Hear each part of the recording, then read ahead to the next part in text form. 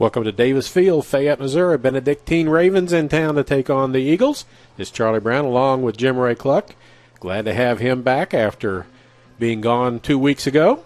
Jim Ray, happy to have you back with us again today. Well, COVID didn't get me. That's what happened. That's why I was gone. It doesn't bother me to tell people. My wife and I both had it, and kind of crazy. There was 11 of us in a room, and 6 of us were positive and 5 weren't. So, in fact, the people sat right next to me weren't positive. That didn't make any sense to me, but that's why I'm not a scientist. And that's why the COVID is such a baffling thing for scientists and everybody else to figure out how it transmits and how it finds who it's going to find. So, anyway, we're here. Benedictine comes in 4-1 overall, 1-0 on their side of conference play. Central Methodist comes in 3-2 overall, all total, and 1-0 in on their division of the Heart of America Conference. So pretty even teams, Jim Ray, looking for a pretty competitive ball game. Yeah, it's Benedictine averages a little over 300 yards, mostly on the ground. Will throw the ball. So in CMU is just the opposite. Most of theirs is a passing game. They average just about 276 yards per game. So we basically have the tortoise against the hare. Okay. And they'll be big up front. Benedictine will. They run a zone scheme, inside and outside zone. And, of course, the Eagles throw that ball around. They run that spread offense. Try to establish a running game, but it invariably goes back to the passing game. Yep, so we have two different styles of play today, and we'll see which one can impose their will on the other, the running game or the more complicated offense of spreading it around a little bit of the Eagles. We're just about set. The band is out to play the national anthem in just a second. When they do that, we'll turn our mics on to them, and here it comes.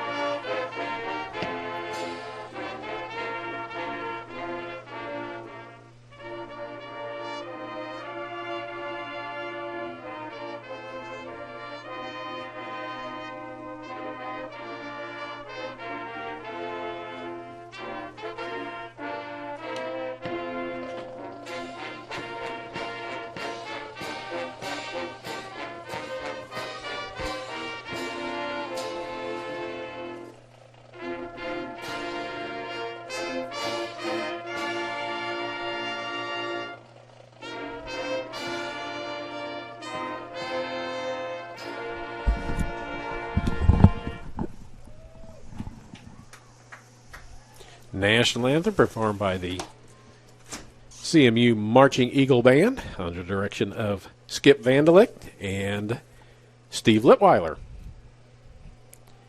They always do such a great job, the CMU band. Those two gentlemen have about 60 years plus of band experience between the two of them. Yeah, they're very, very good at what they do, Charlie. Yes, they do. Skip Vandelick, graduate from here, was longtime band director at Fayette High School. They had the award-winning bands there. Steve Litweiler, the longtime band director at Boonville High School, award-winning bands there. Both of them are here with their years of experience to help the young folks and get the band back up and running. I was there a few years ago, Jim Ray, and they had about 10 people in the band, and now they're about 45, 50 strong out there and growing each year. That is correct. I happen to work in admissions, and that's one of our things to grow this fine arts department, help grow the fine arts department with the help of Dory Wagner and her group of instructors there and professors. They do a great job. And so Skip was famous for his high step. Is that correct? They did do some high step stuff. Yes, they did. They wore white spats on their shoes, so if they were out of step in any way, shape, or form, it stuck out like a sore thumb, but they didn't do that very often. They won a lot of Carrollton Band Day competitions and several others. CMU Band Day here in town, over and over. They would be one of the top bands in their class every single year. Yeah, him and Dory Wagner have resurrected this program. Really have. And done a great job in just a short period of time. Correct. So we're Benedictine has come out onto the field. They're across the way from us. They're in white jerseys trimmed in red and black and red pants, and then the dark helmets. Eagles will be coming out here in just a moment. In fact, they are entering the end zone right now and will be on the field in just a moment. As you might have guessed, it's my phone says it's 42, feels like 36, and I think that's optimistic. Well, it's colder than Well Digger's knee, I'll tell you that much. It is cold, it is breezy, it is cloudy, as opposed to 2 weeks ago when I was here and it was 84 degrees. You couldn't see the scoreboard to see the clock because the sun was so bright. Not anything like that this week as the Eagles come on to the field. Again, 3-2 with a big win last week over Mo Valley at Valley by the score of 23-13. That was their third time beating them in a row, Charlie. That must go down in history books. Yeah, that's got to be a big deal right there because beating Valley. Valley has been very, very good for a long time. Winningest program in NAIA history. There you go. And they've competed beyond regular season play on numerous occasions. So the Eagles have their work cut out today, but they went on the road, won last week. Let's see how they get off. With this team, Jim Ray, it seems to be a good start carries forward in the ball game, and a poor start dogs them the whole day. That is correct. If they're not in sync, they're definitely out of sync. That's the only way to put it. And got a young coordinator at offense, and they have a pass coordinator and a run coordinator, and they're both young. And so that makes a difference in all this, and they're feeling their oats out. Yeah. So the captains are out at midfield right now. That's Marquess Daniels for the Eagles, and number 6, Jalen James. He's the leading tackler on the defense. So both sides sends out defensive players to be captains to do the coin flip. In filling out, looking at some stuff, they've got a lot of low numbers on defense that are doing a lot of their tackles. So I don't know if, like Daniels is number 8, and he's a linebacker. And drops down and plays defensive end sometimes in a 4-man rush. Yeah, actually, they list him as a rover, and he can kind of go wherever they need him to go, one way or the other. So Benedictine has won the toss, and they're going to receive to start the game. Central will kick off, going from our right to our left, so we're just about set to go. I'm trying to remember how long Coach Wilcox has been here. I know he's been there in the late 80s, early 90s, because I was coaching here in the early 90s, was here, and I was at Kemper, and he was there in the late 80s, so he's been there forever. And you said they run the same style of defense and all that they were running years ago. The defense might change. The offense, they're going to run inside and outside zone up front. That's why he has those great big guys, mammoth. One of them, 370 pounds? That's his center. Yeah. They average, I'll get that average for you here, but it's a ton. 6'5". Literally. It's 300 pounds, so it's 1,500 pounds. They average over 300 pounds, so it's close enough to a ton, Charlie. Yeah. The right guard is 306, the center 378 as I'm looking at the numbers. The right tackle 285, left guard and left tackle 275, 272. So we're just about set to go. I mean, the tight end's 250, Charlie.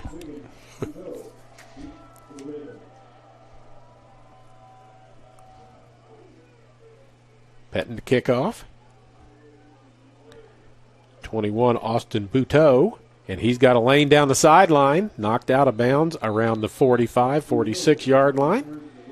So a good kickoff to start off the ball game for Benedictine as they're out at the 45-yard line in their territory to start the ball game. Unusual they didn't defer. They decided to take that ball, Charlie. Yeah, I think they want to score and try and get ahead. It will be their quarterback is Garrett Kettle.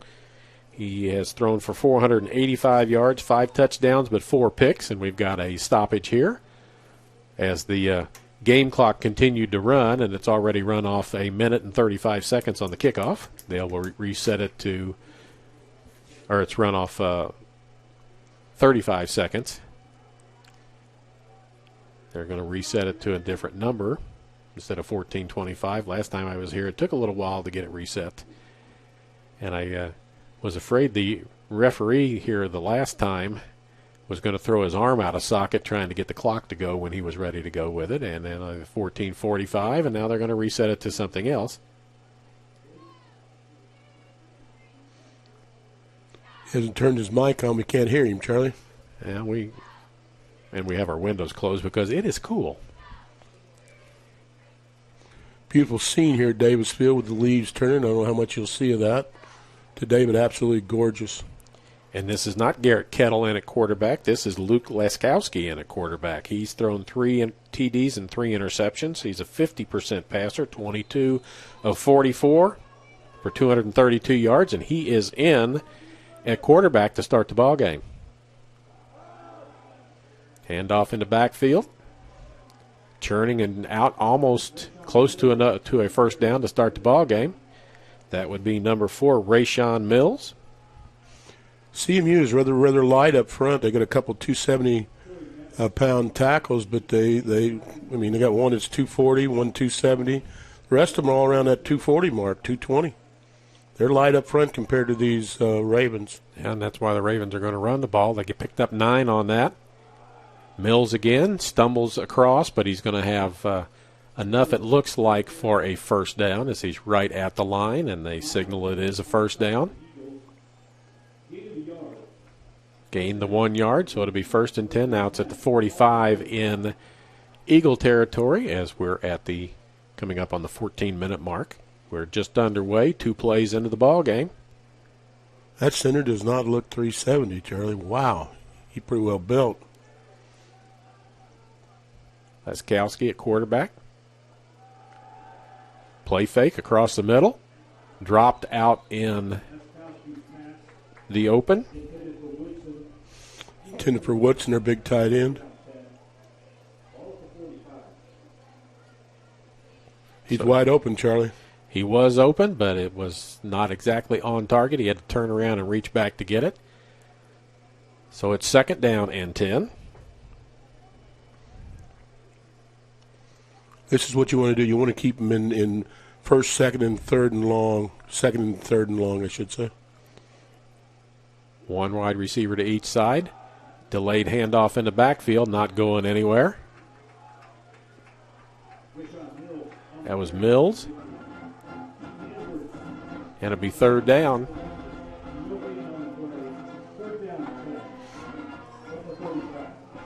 And I think the tackle, and I want to get this because I said I would do this, was Keaton Edwards, and I want to say hello to his family, his mom and dad watching back in Ashland, Ohio. 3rd and 10, fake handoff, outside line, and it'll be enough for a first down. Did a nice job there, right at the down marker. Went a little beyond it, came back, caught the ball, just went there right to the stick. Smart. We got a flag behind the play, though. Personal foul, roughing the passer, will be added on to the end of the play. The pass was to Boudreaux. Ball's just inside the 35, so this is going to go down about the 17, 18-yard line. Yep. 19-yard line. Put it down at the 19. Something the Eagles cannot do is step on their own foot, and roughing the quarterback is one of them.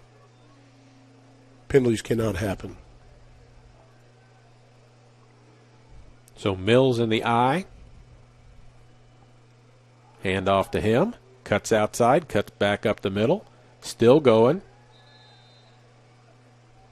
Picks up nice yardage. Yeah, they're opening some holes up front. He is the leading rusher as a back. He's got 277 yards coming into this on 59 carries. The leading rusher for them is their other quarterback, Garrett Kettle. This time they come out with 1 wide receiver to the right, 2 to the left, and Mills, the only back, set offset to the left of Laskowski. Option play. Laskowski pulls it out, ducks underneath a tackle. He's going to come up about a yard short. Definitely 4-down territory. I don't know if he'd kick a field goal or not. Knowing Wilcox, he would not. Knowing that he's pretty positive, he thinks he can get a yard in 2 plays. Well, his field goal kickers have tried 8 field goals this year and made 3, so I don't think he would have a lot of confidence in sending them out right now. It's 3rd down and a short one. Mills, tailback in the I formation. Hand it to him. Almost tripped up in the backfield by Henley, and he's going to make it into the end zone after avoiding being tackled in the backfield. That was a nice jump cut right there. He just, because he was dead. Henley had him to the dead rights, and boom, he did the jump cut, missed, a big hole right into the end zone. I could have got into that, Charlie.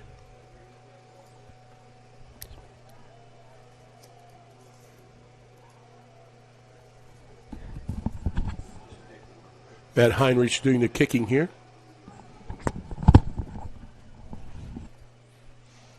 Ball's down, the kick is up, and it's good. So 3 minutes and 20 and 36 seconds is that drive. It goes 55 yards for a touchdown. Extra point makes it 7-0 as Benedictine won the toss, took the ball, and went down the field and scored right away. Want to make sure that we say thank you to our corporate sponsors for their continued support of CMU Athletics: MFA Oil, the Braun Home, Jennings Premium Meats, Community Auto Sales and Service, Airlink, Drury Hotels, and Missouri Pacific Lumber. You will see their logos flash across the screen bottom right as you're looking at it, as we will get them on the screen so they get proper notice for what they've been doing as they help make these broadcasts possible from Central Methodist. And basketball season's just around the corner. CMU men open up next Friday afternoon, 4 o'clock here in Fayette. Coach Sherman back, for his 36th year, is that correct? 30-something, correct. Squib kick along the ground, picked up. Run back, nice run back out past the 30-yard line. And now the Eagles will have the ball.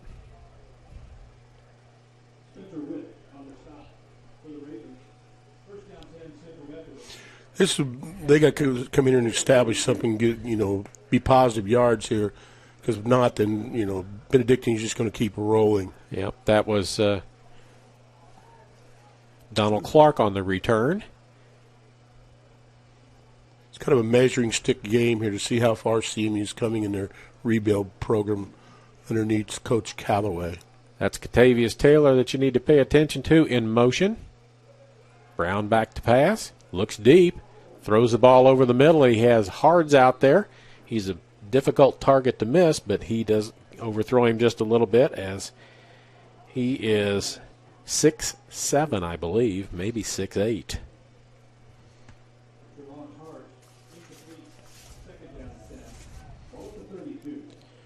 He is a tall one, that's for certain, a big target. He certainly is.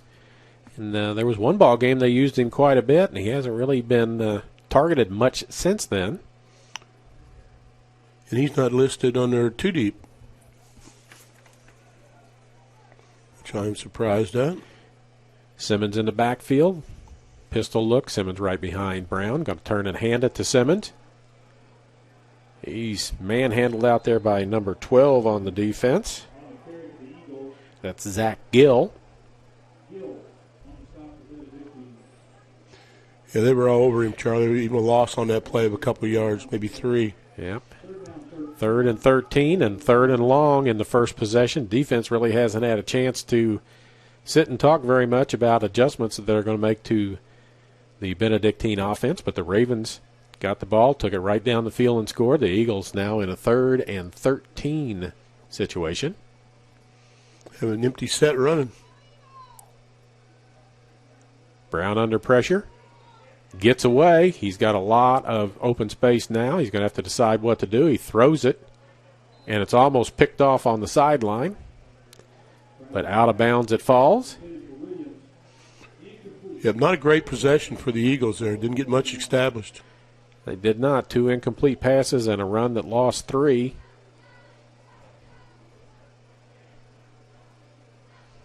It's playing right into the hands of the Ravens. Austin Budo, one of the receivers back, along with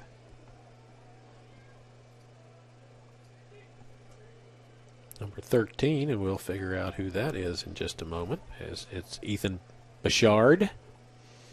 These 2 deeps aren't too good sometimes, Charlie. Petrin looked like he was going to run with it. He finally just kicks it low, and it gets a nice roll inside the 35-yard line. See what Coach Stewart did here defensively. He's the defensive coordinator here. See what kind of adjustments he's made in a short period of time he was on the sideline. About a 36-yard punt for Petrin. I've heard Petrin. I've heard Petrin. I've heard Petrin, but we'll leave it as Petrin today. That's what the PA announcer said, I believe. So we'll see. See if Laskowski is still in. He is. Luke Laskowski. Got Rayshawn Mills right next to him. Hands it to Mills up the middle. Finds his way through. Breaks a tackle. And picks up some yards. Big hole right off tackle there. And the first man is not getting him. The up front's getting blocked, and then the linebacker's second level is not getting him. It's the third level that's getting him. That's called D-backs there, and that's what you don't want to happen. Corey Henley with the tackle, we believe. That's why you don't want to get 8 yards on the first play here. And that's what they got. So it's 2nd and 2. They marched it 55 yards right down the field and scored the first time they had the ball. Good first play here. Laskowski looks across. Low throw. Incomplete. See, that's something they can do there. I'm surprised they didn't run play action right there, just straight pass play. Because play action is going to be set up all the time with the way they run the football. I believe that was intended for Alex Blake. Low and incomplete. So 3rd and 2. Ball at the 42-yard line. Need a big defensive play here because I don't believe Coach Wilcox would go for that. But he's somewhat of a riverboat gambler. Yeah, somebody's going to step up and stop Mills at the line of scrimmage. He's got the ball, cut again. He's going to come up with enough, I think, for the first down. Yeah, he got over that line. The side judge there has got him clear up to the 45-yard line, which would be a 1st and 10.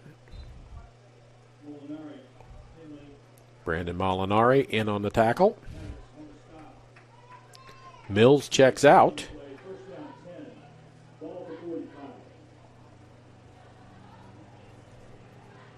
And into the ball game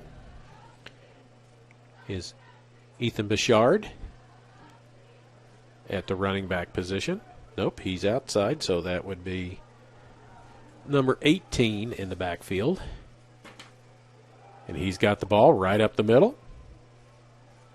Pushes forward for about 4 or 5 yards. All they can do is crowd that box, and hopefully they could run a run blitz in there and try to stop some of this big first-yard gains. That's Damon Wigand. Anthony Hernandez on the tackle. It's a gain of almost 5. 2nd down and a long 5. Laskowski back.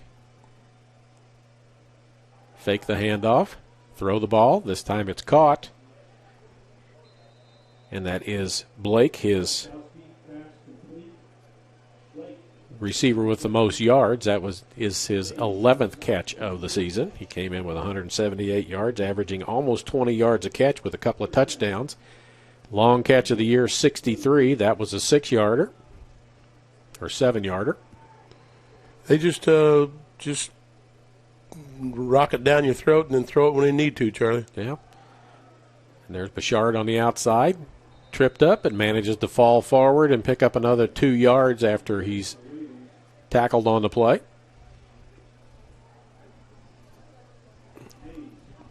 They were beaten by Evangel for their only loss this season. Eric Mays with the tackle.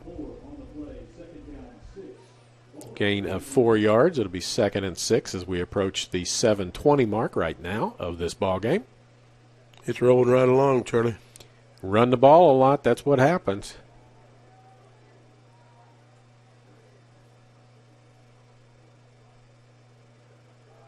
And there's a nice play, and the ball pops out, but late, that's got to be Will Miles. So it is by the height. That's the easiest way to figure out who it is because he's another 6'7" type player. Marquess Daniels out there also. He's about 6'5". I think they list him at 6'4". Mm-hmm. But Miles is a big man in the middle, and he broke through untouched that time and made a tackle behind the line of scrimmage for, well, they say a loss of a couple of yards because they picked up a couple of yards. About 4, really, a loss of 4 on that play. So it's back to 3rd and 10. Correct. Mills back in at running back. Blake at the bottom of the screen. Play action. Going to scramble. Going to get away there. If he can get to the sideline, he's going to pick up the first down. Going to be a little short, isn't he, Charlie? That's going to be pretty close, depending on where they spot it on this sideline. It's going to be 4th down and short. I believe they're in 4-down territory, though. He's got a couple there, Charlie. 1. It's 1 yard. Need a big defensive stand here by the Eagles. Got to stack the line, try and make a stop here. Watch him, though. He's been known to, fake that run and throw that football. Well, that would be the play right now if you were trying to do that. Mills is going to get it.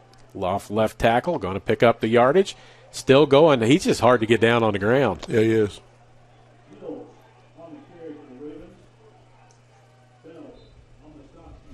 5'11", 200 pounds. He's a bowling ball, Charlie.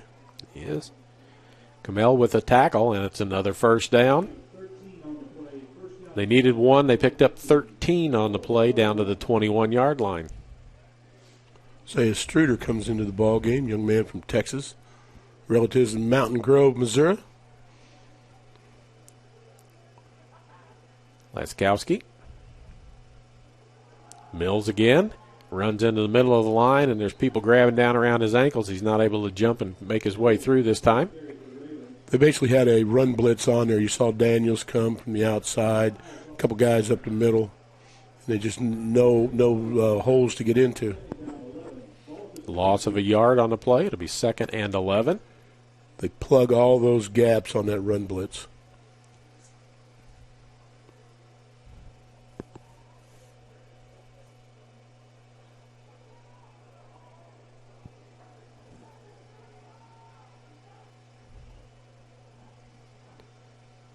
Fake the handoff. Look into the corner of the. Yeah, it pops up in the air as it went off the hands of the intended receiver, Bouchard. He was open down around the 5-yard line but could not corral the ball, and now it's going to be 3rd and 11. That was nearly intercepted by Daniels. He almost got that deflection. Yeah, it hit the shoulder pad, hopped up in the air, went through his hands, hit him, popped up in the air, but not able to make a play on it. But it brings up 3rd down and 11 for the Ravens. I think it's the first 3rd down, and you got to get the 2 sticks since they've been playing this afternoon. Yeah, there haven't been a lot of negative yardage plays for the Ravens. Laskowski with a quarterback draw. Got lots of blockers. He keeps weaving. He's going to come up short maybe. They're pushing the pile, and now he may have the first down after they push the pile down to near the 10-yard line. And it is a first down. Wow, they should have had him all hemmed in. That was just a nice individual effort and some good blocking up front. The quarterback and Mills, the running back, have pretty quick feet, being able to jump stop, cut, move, and take away a leg to try and tackle. I think they have 1st and goal there, Charlie. It appears that it is. Just at the 10-yard line, so they'll have to go the full 10 without a first down. Play action again. Looks right. Throws short. And the official says incomplete as the ball hit the turf. Turf hop there. That was intended for number 41. It was well covered by the Eagles. Riley Acute. Surprised me to see him throw the ball right there, as well as they've been running it. Austin Bouteau checks back in. 2nd and goal. Buteau splits bottom of your picture, far out right. Blake top of the screen. There's a handoff to Mills.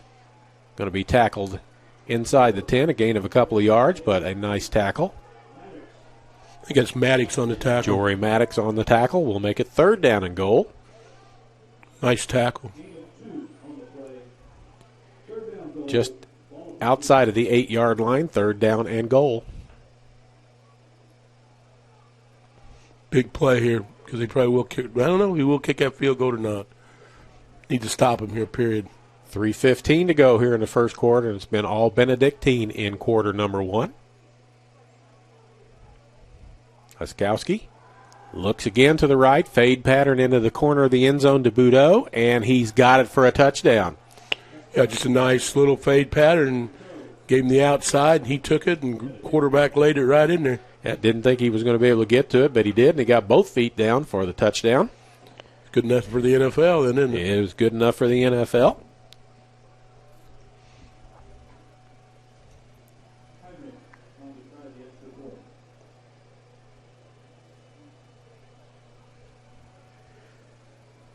So an 8-yard touchdown pass, extra point on the way. Kick is up and good. That's Matt Heinrich. 14-0. We've played just about 12 minutes of football, and Benedictine has taken it 55 yards and 64 yards in their first 2 possessions and put touchdowns on the board, and the Eagles are down 14-0 in the first period. I think the Eagles have only run 6 plays, Charlie. Yeah, they do not have a first down.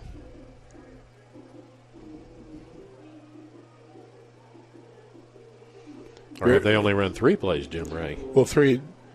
Excuse me. This is the second time they've had a football, correct? You're correct. 3 plays. 3 and out.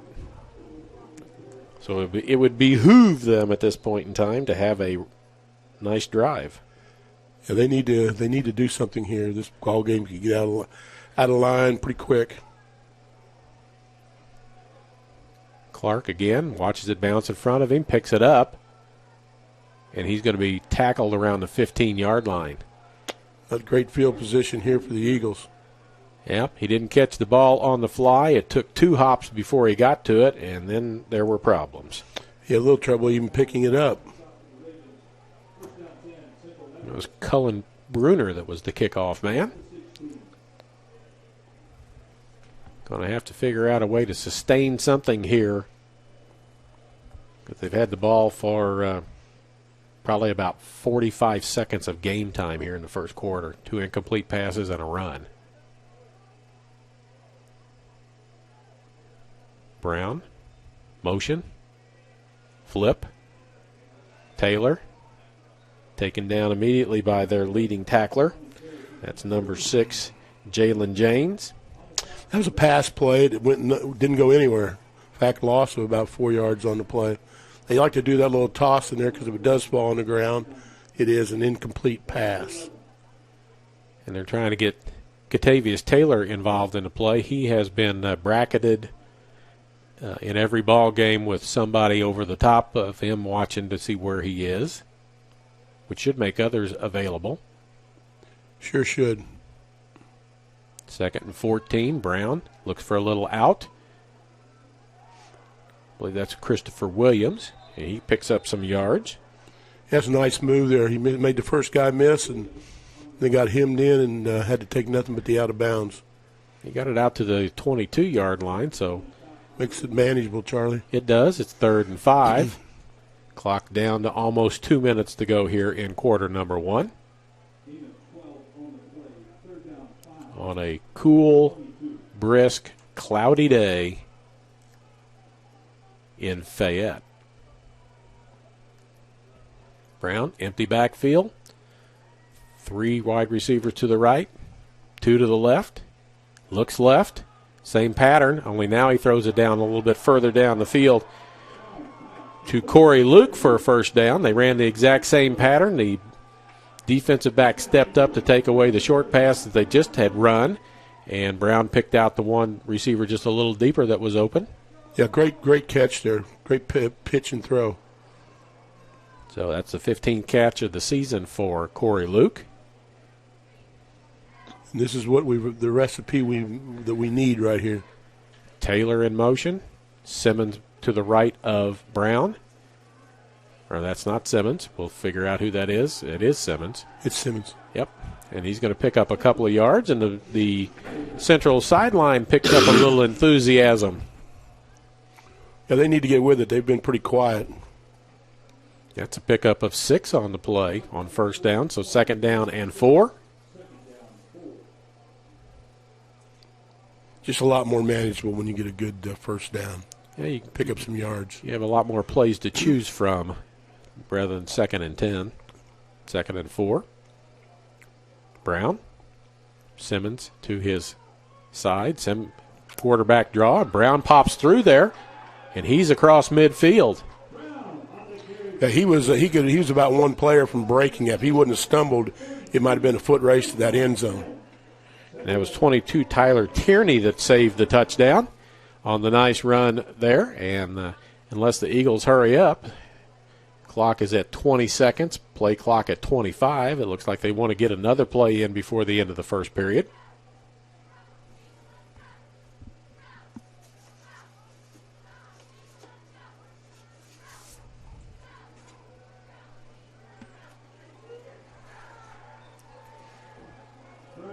And Brown is sacked to end it, so maybe they wish they hadn't got that play off because that is the end of the first quarter.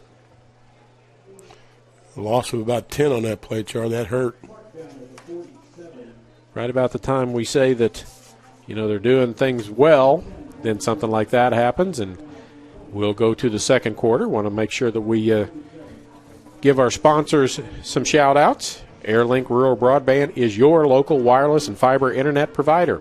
Family owned and operated with coverage options in Sheraton, Howard, and Saline counties and surrounding counties. Interested in wireless or fiber service? Visit us at airlink123.com for information on all of your internet needs. And Community Auto Sales and Service is a one-stop shop for all of your automotive needs. From brakes, tires, and oil changes to front-end alignments, engine repair, batteries, and state inspections, they have everything and can do anything to keep you on the road safely. Proud supporter of Eagle Athletics. Also, the corporate sponsors that we always want to make sure that we mention all of them as they're rolling across the screen at the bottom for you. That would be MFA Oil, the Braun Home, Jennings Premium Meats, Community Auto Sales and Service, AirLink, Drury Hotels, and Missouri Pacific Lumber. And if you're in the Fayette area, Jennings Premium Meats is fantastic. Well, I know this fat man right here, it's where I buy my meat at. We bought one of their packs not too long ago, and we're already through almost all of it, so we're going to have to go back and get another one. I don't buy my bacon anyplace else. Best bacon in the area, period. There you go. So 2nd down and almost 20 for the Eagles after the sack. Brown's going to keep it on the option, but he's going to lose another yard on it. That was a great defensive play by that end. He took care of the pitch guy or the handoff guy and then turned around and tackled the quarterback. Because he read that right. He should have Brown did what he should have done. Kept that ball. Loss of another yard. It's 3rd down.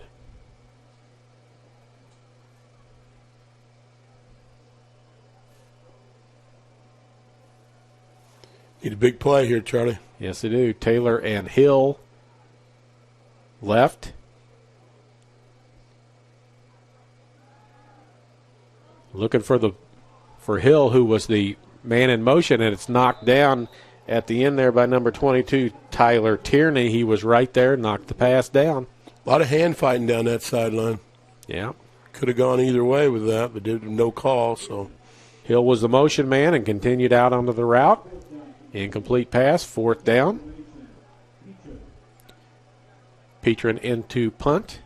Scrambled around a little bit last time and kicked a low line drive. He does that again. Somebody's liable to reach up and block it like that. 1 man deep, 10 on the line. 7 on the play clock.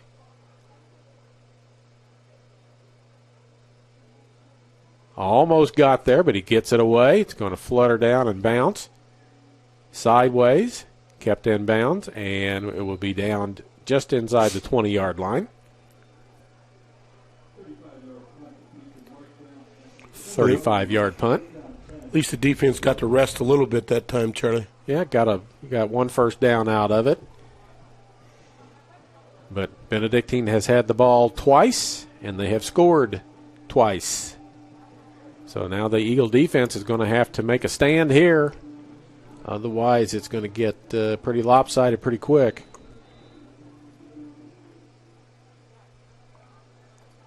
Klaskowski back to throw. Out pattern incomplete. Good coverage on that by the CMU Eagle defense. Intended for Ulrich Robinson.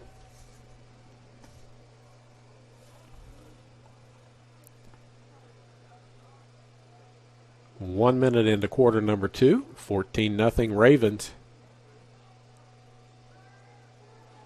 Moore and being sacked in the backfield. I think that's going to be Miles when he stands up. It is. Yeah, a lot of pressure there from there. There's 2 or 3 people back there. Yeah, they flushed him out, made him move a little bit, and Will Miles finishes that up. Loss of 4 on the play, and it's 3rd down and 14. That's where you like them.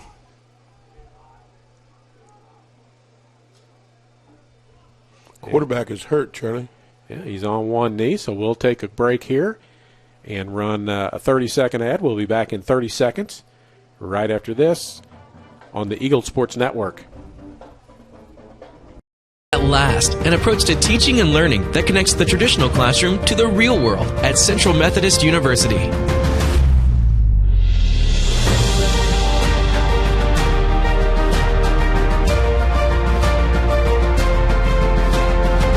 Now you can learn the way you live and the way you'll work with the new Digital U, available only on the campus of CMU.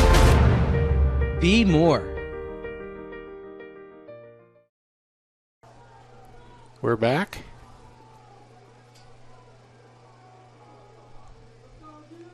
That is the other quarterback. We'll get that for you. That's Mills trying to run it and holding on for dear life. Down at the bottom, I think, is Henley. Yeah, I think that's who it is. Nice play there by the Eagles. That was a convocation of Eagles there.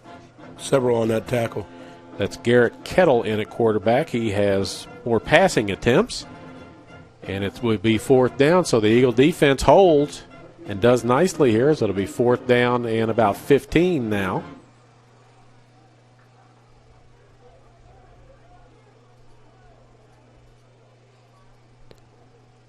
Heinrich, the place kicker, is also the punter. Has his punt blocked and fallen on right there, and we'll see who comes running off with. There's 2 of them running off there like they did it, Charlie. Yeah, I'm looking to see.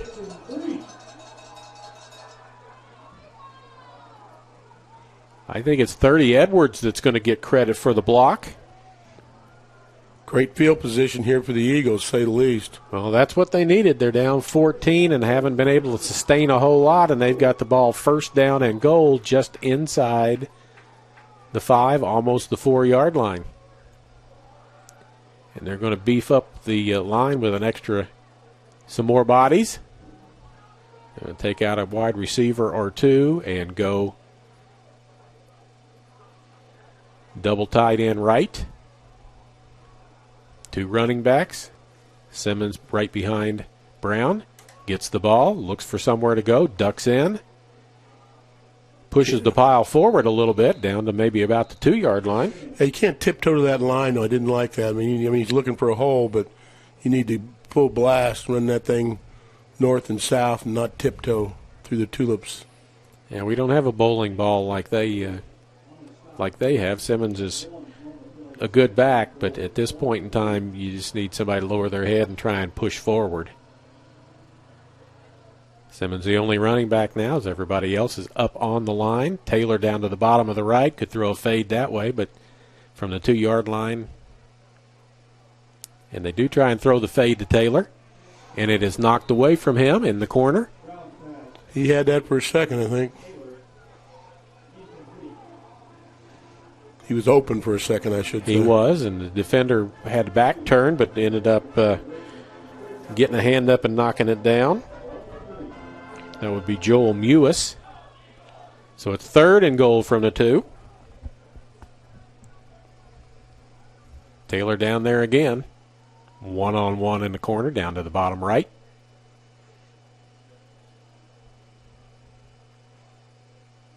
Simmons trying to go. Tried to go off left tackle and is stood up about the line of scrimmage, and it's going to be 4th down, and let's see what. Could kick a field goal, Charlie. That's what it looks like. The field goal team coming on to try and salvage at least 3 points out of this deal.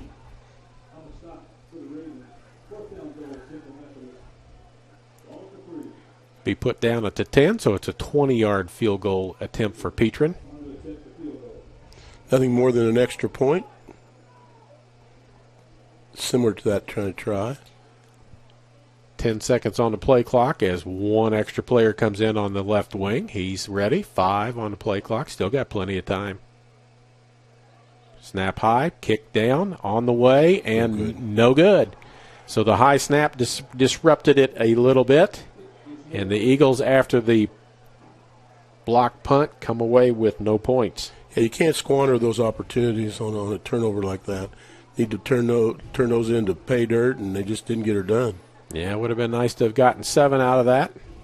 And since it's a missed field goal, the ball comes out to the 20. Not everybody is aware of that fact right now, as the Eagles are lined up back at the 2-yard line to play defense, and Benedictine was in the end zone huddling up on offense. But since it's a missed field goal, it will come out to the 20-yard line, and Benedictine will have the ball for the 4th time in the ball game with 11:07 to go here in the first half in quarter number 2. There's Mills on the handoff. We made some adjustments or something because those gains are not happening like they were. They're closing those down with their just short gains. Yeah. Henley on the tackle there.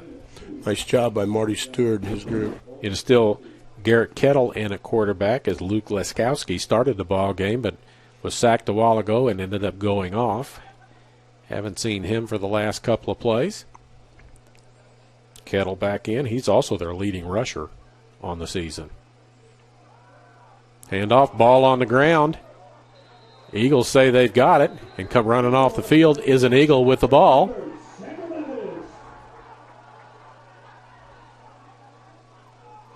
I believe that's Bryce Walker, 25. Let's see if that is who that is. It is Bryce Walker from Texas with the fumble recovery. 2 turnovers, a block punt, and a fumble. The Eagles have got to take. They have to have a score here. I mean, they just have to. You got to take advantage of this opportunity. They did not get the first one. They get the ball right back. Brown, Simmons just to his left. 3 wide receivers to the right, 1 to the top to the left, and that's where they go is left. And it's called out of bounds as didn't get his toe down inbounds. I think he was juggling it, Charlie, as he was crossing the boundary there.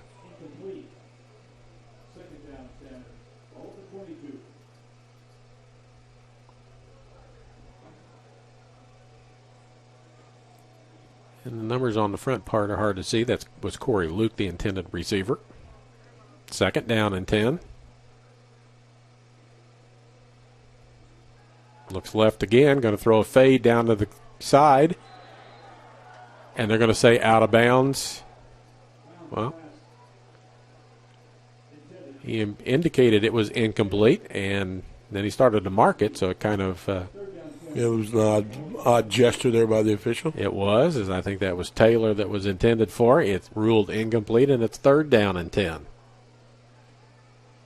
That's where you'd like to have instant replay, wouldn't you?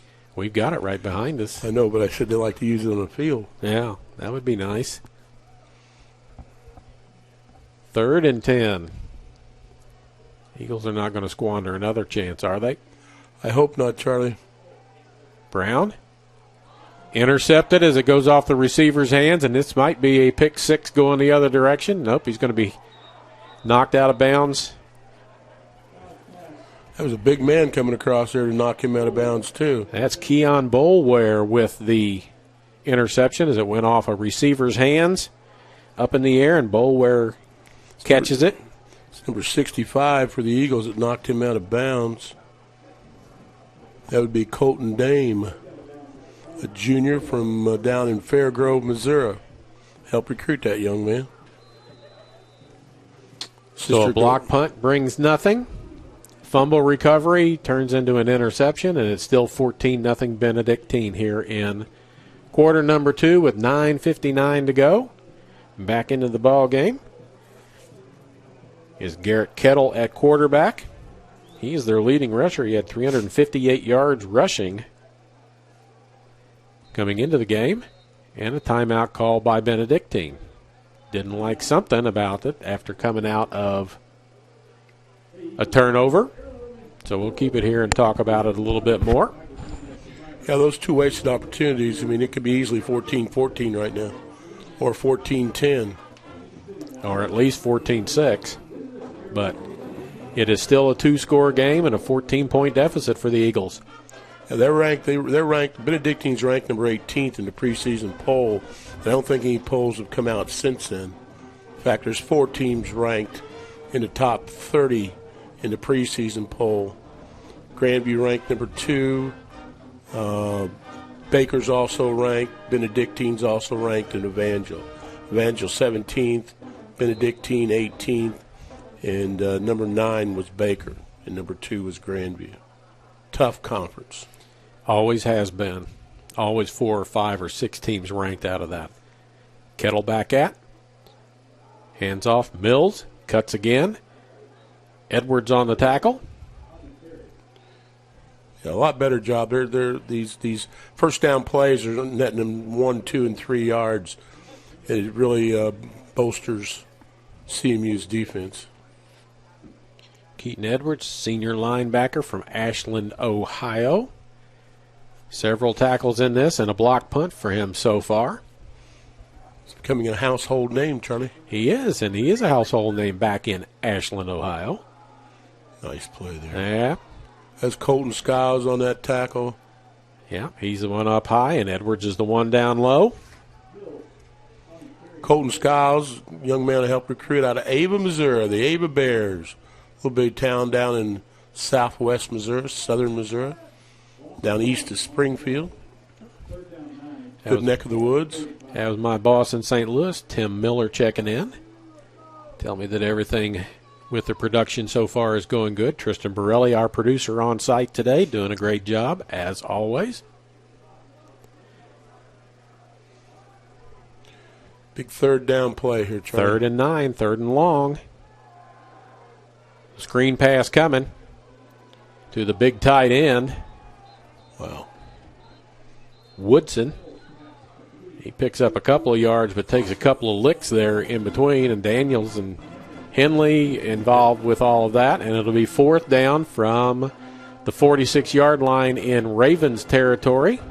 And we'll see Heinrich to punt again for the second time in the ball game. Hill back, standing inside his 20, backing up to about the 15. 8:05 to go. Did a nice return here.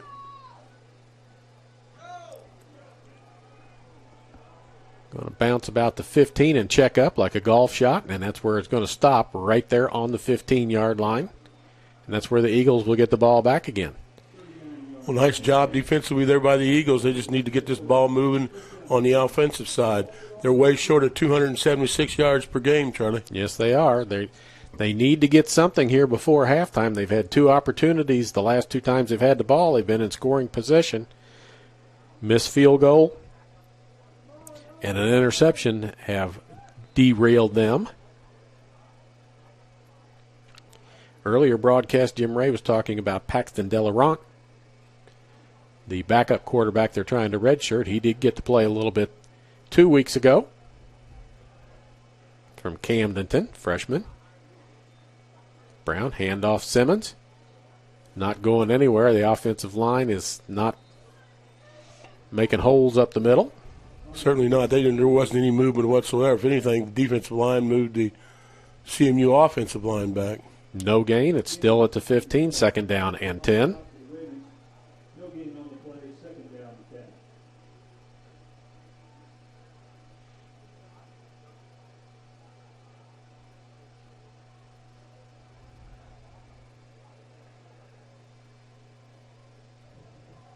I think it's Taylor top of the screen, 2 to the bottom of the screen. Tight end shifts over to the left side. Brown has to step up and move. He's got a man on the sideline right in front of us, number 3, and he's got the ball and a first down. That was to Donald Clark, receiver on that. Nice pitch and catch there.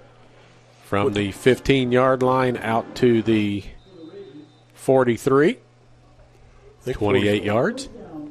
Biggest play of the game, Charlie, for the Eagles. Yeah. As Clark went down the sideline and was all by his lonesome. Yeah, blown coverage here. Taylor in motion. Double move, running out of time. Brown flushed. On the run. Official says he was in. The other one says he had the ball, so another first down catch. I couldn't figure out why the Benedictine Raven was clapping over there. It looked like a good catch to me, and certainly was. The Zebras said it was anyway. Corey Luke on that catch. The official downfield had him inbounds, and the official behind by midfield had a catch, so they get together, and it is a first down again for the Eagles. In Raven territory. First sustained drive of any kind for the Eagles.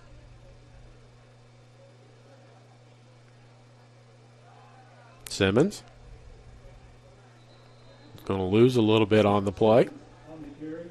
Ain't much happening on that run. There is not. Nil and none. Ravens have done a nice job of clogging up the middle, and then when the Eagles try and go wide, they're able to run it down there as well. And it looks like the Eagles are going to be forced on many occasions to just air it out for a while. I mean, that's the only thing that's actually been working whatsoever. Yeah. I mean, they shut him down on the goal line twice. Trayvon Hard's in. He goes top of the screen, wide left. 3 receivers to the bottom. On 2nd and 11. Out in the flat. Read there and tackled. That's where you got to make the one guy miss, and number 22 for the Benedictine did not miss. Tyler Tierney.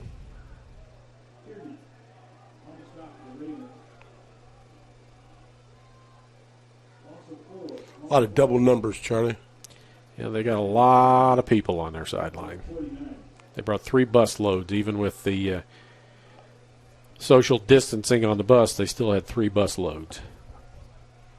I'm surprised there wasn't 4 as many people there is. Big third down here. And 15. And a sack underway, and that's number 27 with the tackle. That's Brett Shepherdson. He leads them with 7.5 sacks on the season. Yep, they played their 4-1 5 games. That's better than a sack a game. Yes, it is. So the promising drive of back-to-back first downs is turned backwards, and it's 4th down and 5, 10, 15, 21. Warming up, Charlie. It's 43. Well, it's warming up in here because of all my hot air, so that's good. I'm contributing too. I didn't want to say yours. Petrin gets the high snap, gets it away, end over end, going to bounce and roll. Nice roll for the Eagles. It's going to end up inside the 30-yard line. I'm afraid hopefully that they get that taken care of up front there because they're mighty close every time blocking that punt. They are, and that snap was high, and that slowed that one down a little bit more.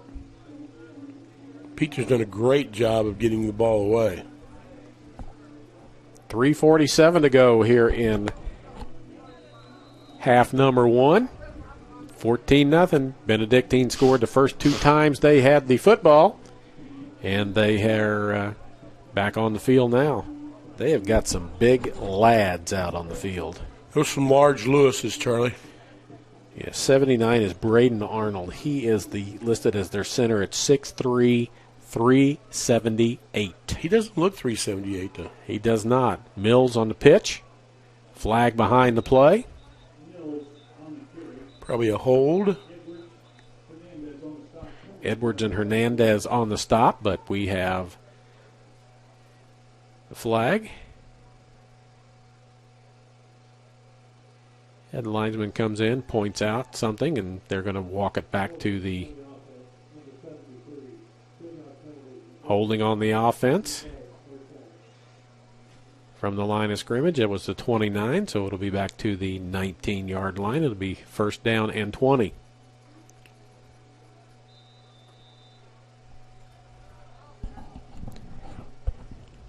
Scoreboard still has 3 timeouts left, but I know we've had a couple of timeouts taken. This is Mills trying to cut back against the grain, going to pick up 6, maybe 7 yards on the play.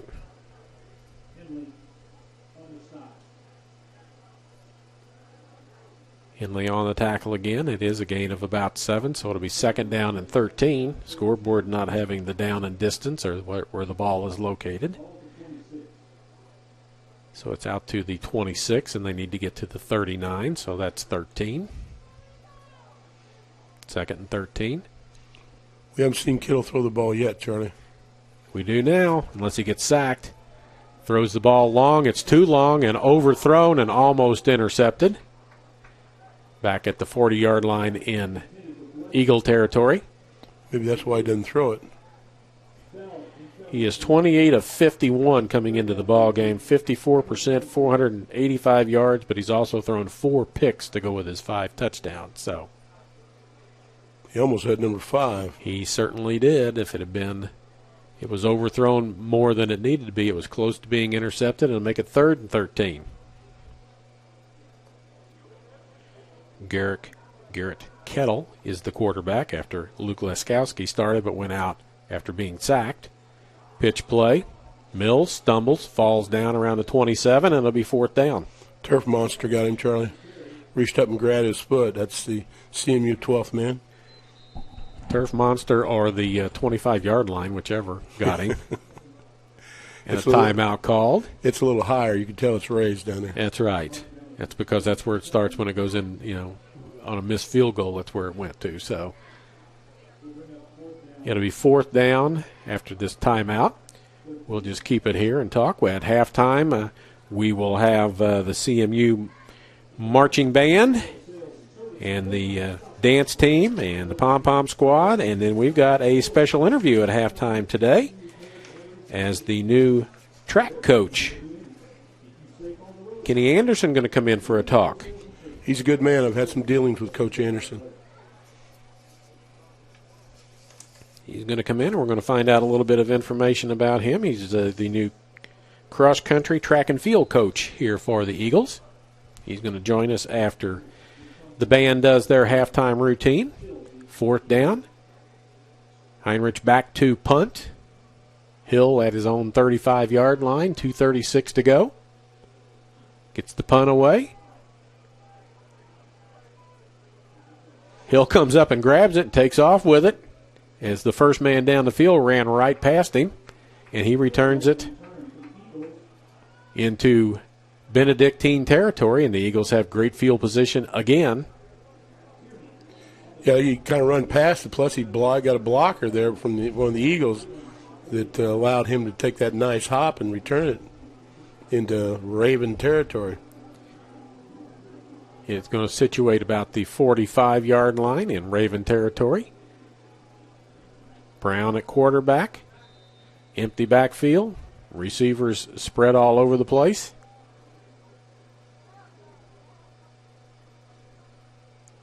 Four down linemen for Benedictine. Across the middle and dropped. Just a great design play, wide open, just dropped the ball. Hit him right in the chest. Miko Dakar was the intended receiver.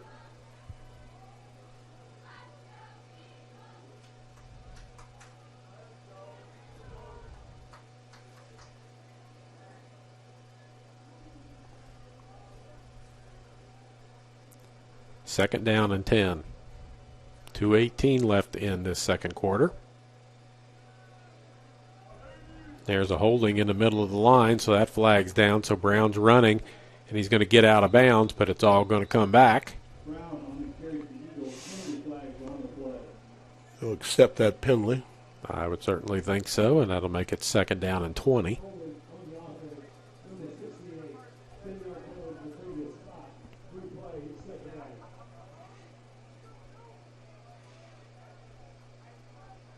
You say 58 or 68? He said 58, but there is no 58 listed for Central. I thought that was Byers from. They can't see it down there and right on the field, Charlie. Makes me feel a little better, Jim Ray. You bet. That's a young man from Pierce City, Missouri. Started as a freshman. Been playing ever since. 204 and counting. He's a junior now. Trenton is 6'3", 280. Did a nice job for the Eagles. Been a great sign out of Pierce City, Missouri, my kind of hometown, I would say. Empty backfield. They drop one into coverage. Still get to him, make him run around, and he's going to be sacked again. And we'll catch the number of that. That was just a plain coverage sack. It was, and Brown is slow in getting up. Yeah. 33 is the tackler on the play. The offensive line gave him a ton of time to throw that ball. And they only came with a 3-man rush. Yeah. That was just a coverage sack. Chris Logan, junior linebacker from Overland Park, Kansas, with the tackle. 3rd down and way too much. Forever. They are at the 34-yard line, and they need to get to the 35-yard line on the other end, so that's about 29. Brown, quarterback keep, going to pick up a yard or two, and that's it. Under a minute. Timeout call by Benedictine as they'll get the ball back. That was 4th down. That was 3rd down. Now it's 4th down. He just flipped it quick. Okay. Flipped it in a hurry. Yep. I say I can't believe he wouldn't kick that ball if it was 4th down. But. Yeah, there was a penalty on 1st down, so they repeated that. I stand corrected, Charlie. Yeah, no need to do that, Jim Ray.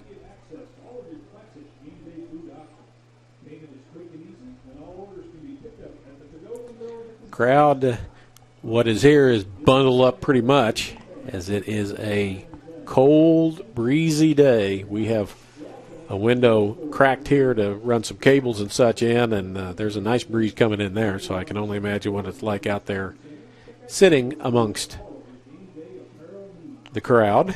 I wish I'd have brought another coat, Charlie. I made a suggestion about a space heater of some sort and was told that they've tried that before and it blows the circuit in here. So when it's 80 degrees, it's plenty warm in here. When it's 40, it's plenty cool.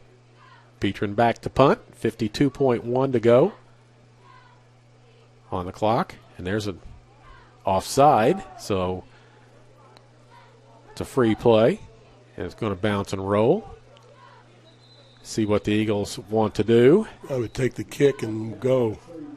Unless you want to take the penalty and run off another 10 seconds of time. It's 45 seconds. We'll see what the Brain Trust wants to do, as it looked like it was encroachment. And the official is asking, you want the 5 yards and re-kick, or you want to take the ball down, give them the ball at the 31-yard line?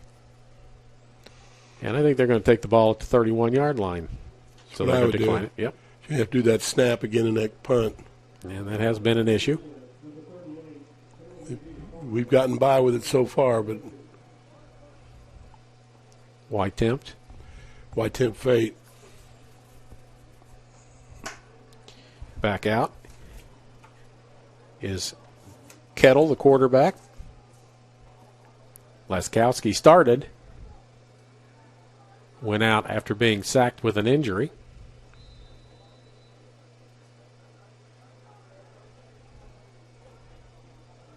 Kettle's thrown for 485 yards coming into this game. That's not their strong suit.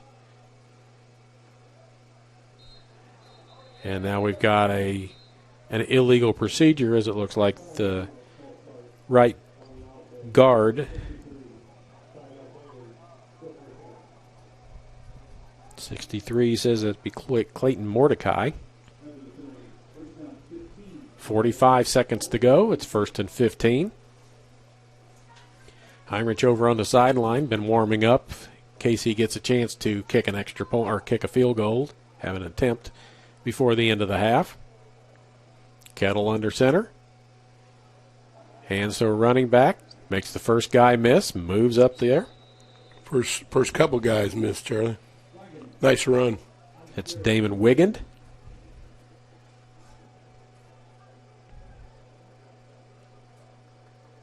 He had 93 yards rushing coming into the game, 24 seconds, and it looks like Benedictine on second down here is going to run one more play, and that's what they do is run one more play. Wigand not going anywhere. Body slammed, and flags come flying from everywhere. Marquess Daniels with the tackle, and they're going to call him for a personal foul for body slamming, and something is said, and he turns. And that will, 8.9, that'll move it 15 yards up the field. It was at the 37. So it'll be in Eagle territory after this penalty is assessed. I don't know if I agree with that, Charlie. Yeah, it's not a quarterback. And they've been, they don't quit running the football, and he's just trying to get him down.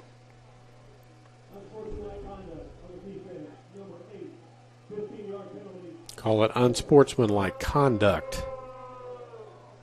I'm not. They all saw it the same way, I'll say that much. Well, the first flag went flying, and then everybody joined in. Yeah, I don't agree with that. The official threw the white hat threw the first flag, and there's still a flag on the ground. You get that dirty laundry off there.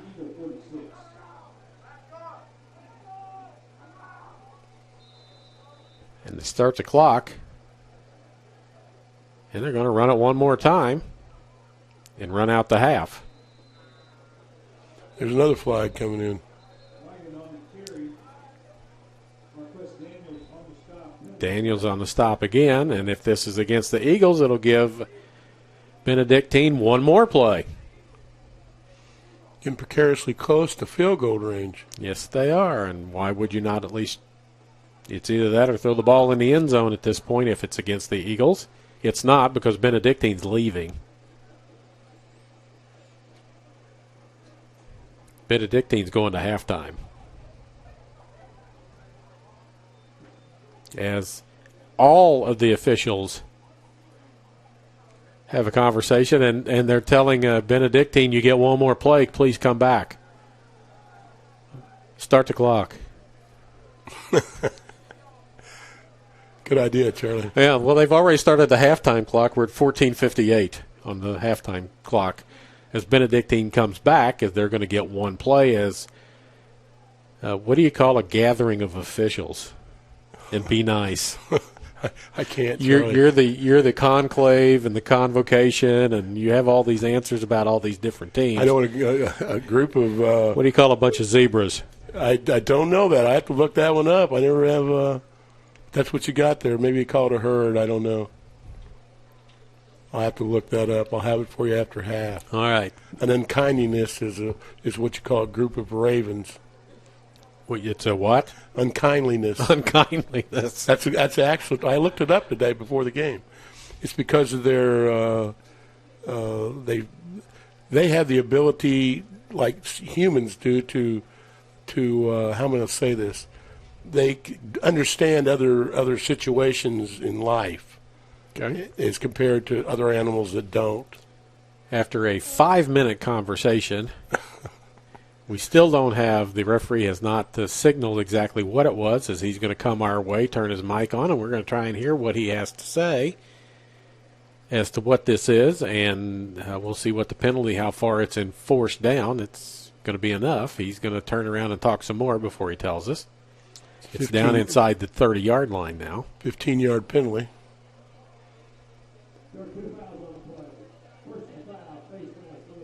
Face mask.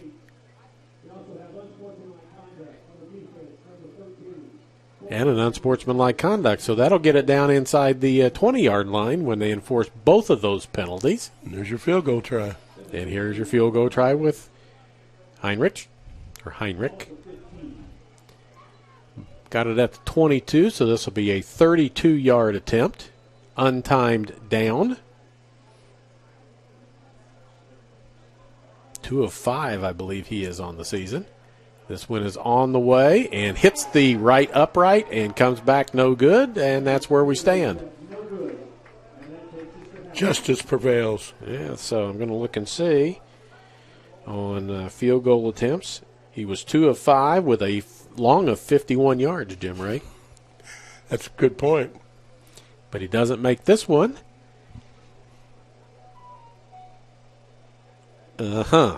Jim Ray's wife came up with what it was, but we can't say that on the air. She says it's something like a cluster. As the Eagles are leaving, except for part of them, are getting a stern talking to from the coaching staff, and that would be the defensive unit of the Eagles, as they've had approximately 4 or 5 penalties called against them in this half, and the coaching staff wants to put an end to that and wants to put an end to it right now. So we're going to take a couple-minute break. When we come back, we'll have the marching band of the Eagles as you've got action here on the Eagle Sports Network.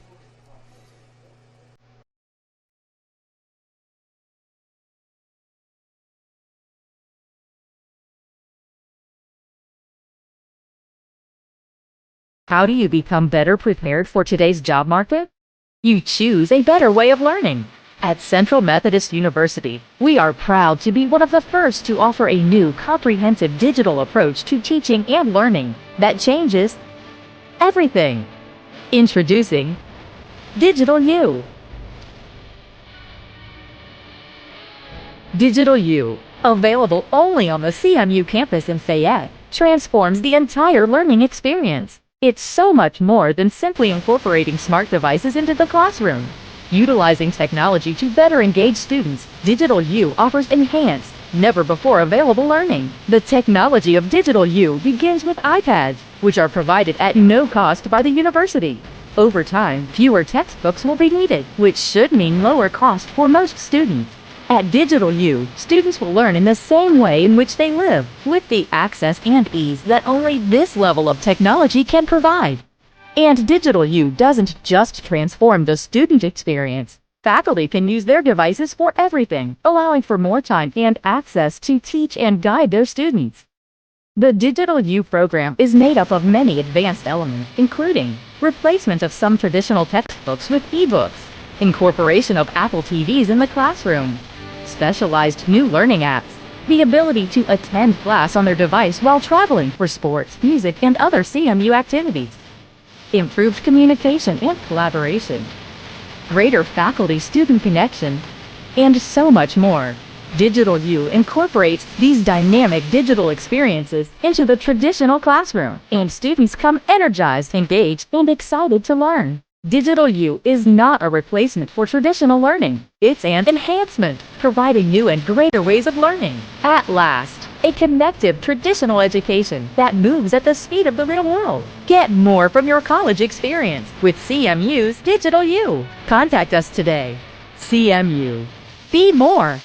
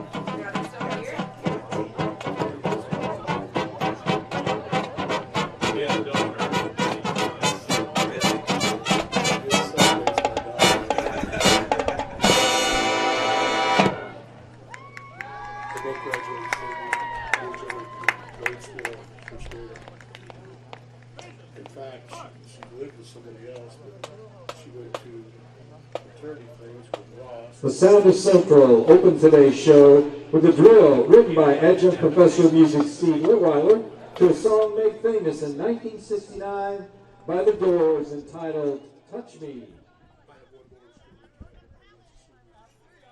At this time, the Sound of Central would like to recognize its senior band members. Our first senior band member is Alex Autry. Alex is the son of Hector and Sue Autry. He is a music education major from Norburn, Missouri. Audrey Brandon. Audrey is the daughter of Robert and Kathy Brandon. She is a math major with a music minor from Moberly, Missouri. Michael Brown.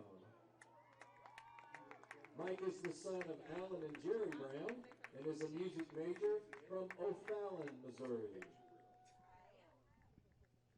Libby Cuny Smith. Libby is the daughter of Buck and Colleen Cuny Smith and is a music education major from Lake Ozark, Missouri. Alec Fields. Alec is the son of Melanie Stotler, and he is a music education major from Fulton, Missouri. Crystal Kimmy. Crystal is the daughter of Brian Kyle and is a music education major from Stockton, Missouri. And our final senior is Nick Vick. Nick is the son of Angie and Gerald Vick and is a music education major from Columbia, Missouri. These senior band members have shown outstanding musicianship and leadership in their 4 years as a member of the Sound of Central. Their influence on this band will be felt well into the future, and on behalf of the Sound of Central, the faculty and staff of the Swinney Conservatory of Music, and the CMU band staff, we say a heartfelt thank you to our seniors.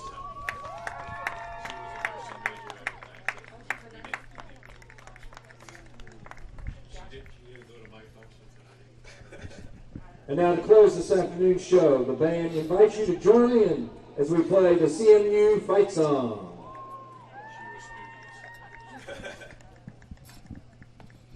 She was good looking, Charlie was well. Correct. She was popular.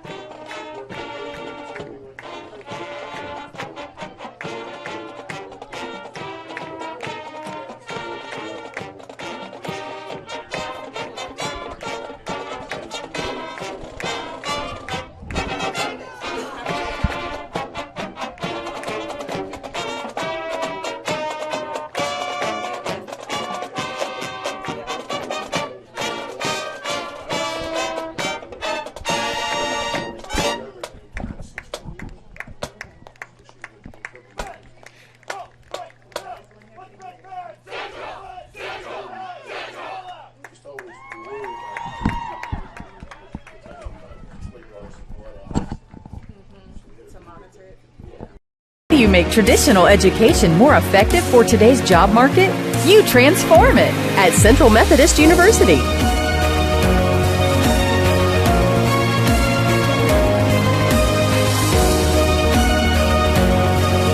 Now the only limit to your education is your imagination. The new Digital U, available only on the campus of CMU. Be more. Probably be better than what I'll do. We are back at Central Methodist. Benedictine with a 14-0 advantage here at halftime, and it is my privilege, as we do on a regular basis, to get to interview some of the new faces on the staff here at Central Methodist University.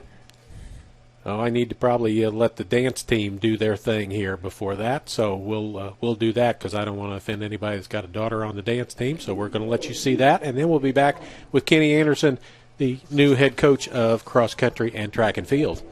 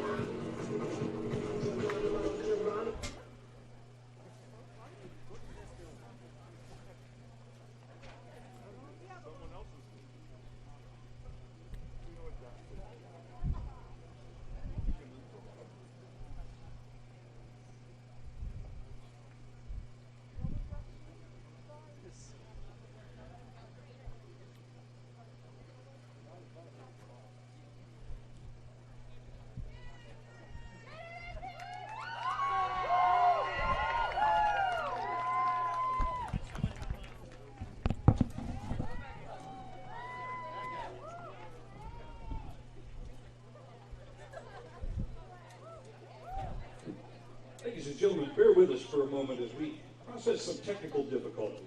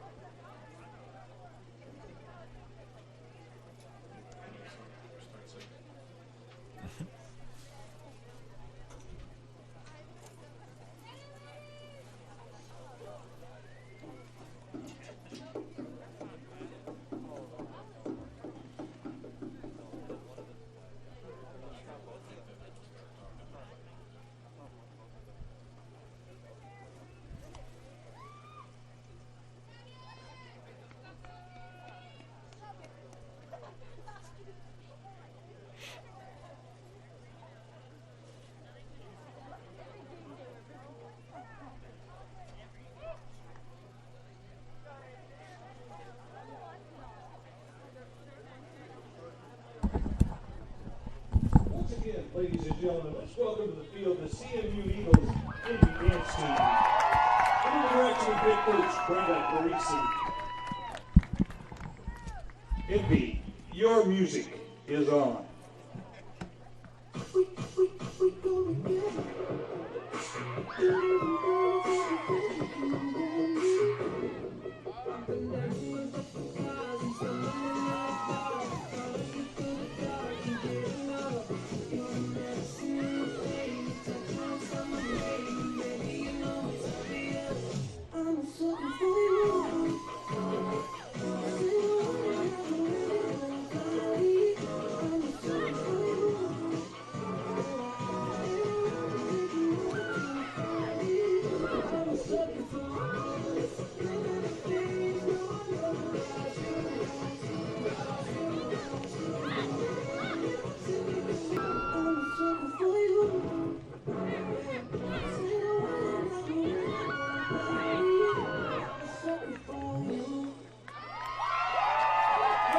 For the Eagles Indy Dance Team.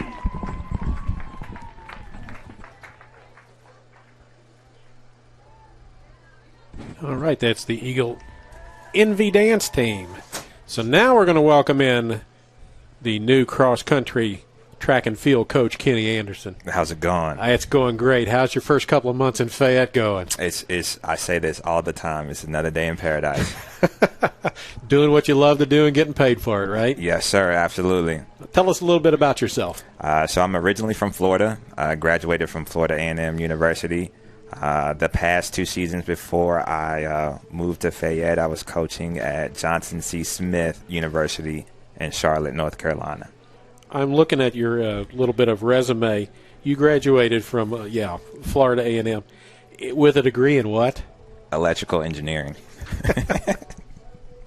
All right, so smart as well as a well-rounded individual. Well, thank you. I appreciate that. It sounds much better than my business administration major from Central Methodist, so good for you.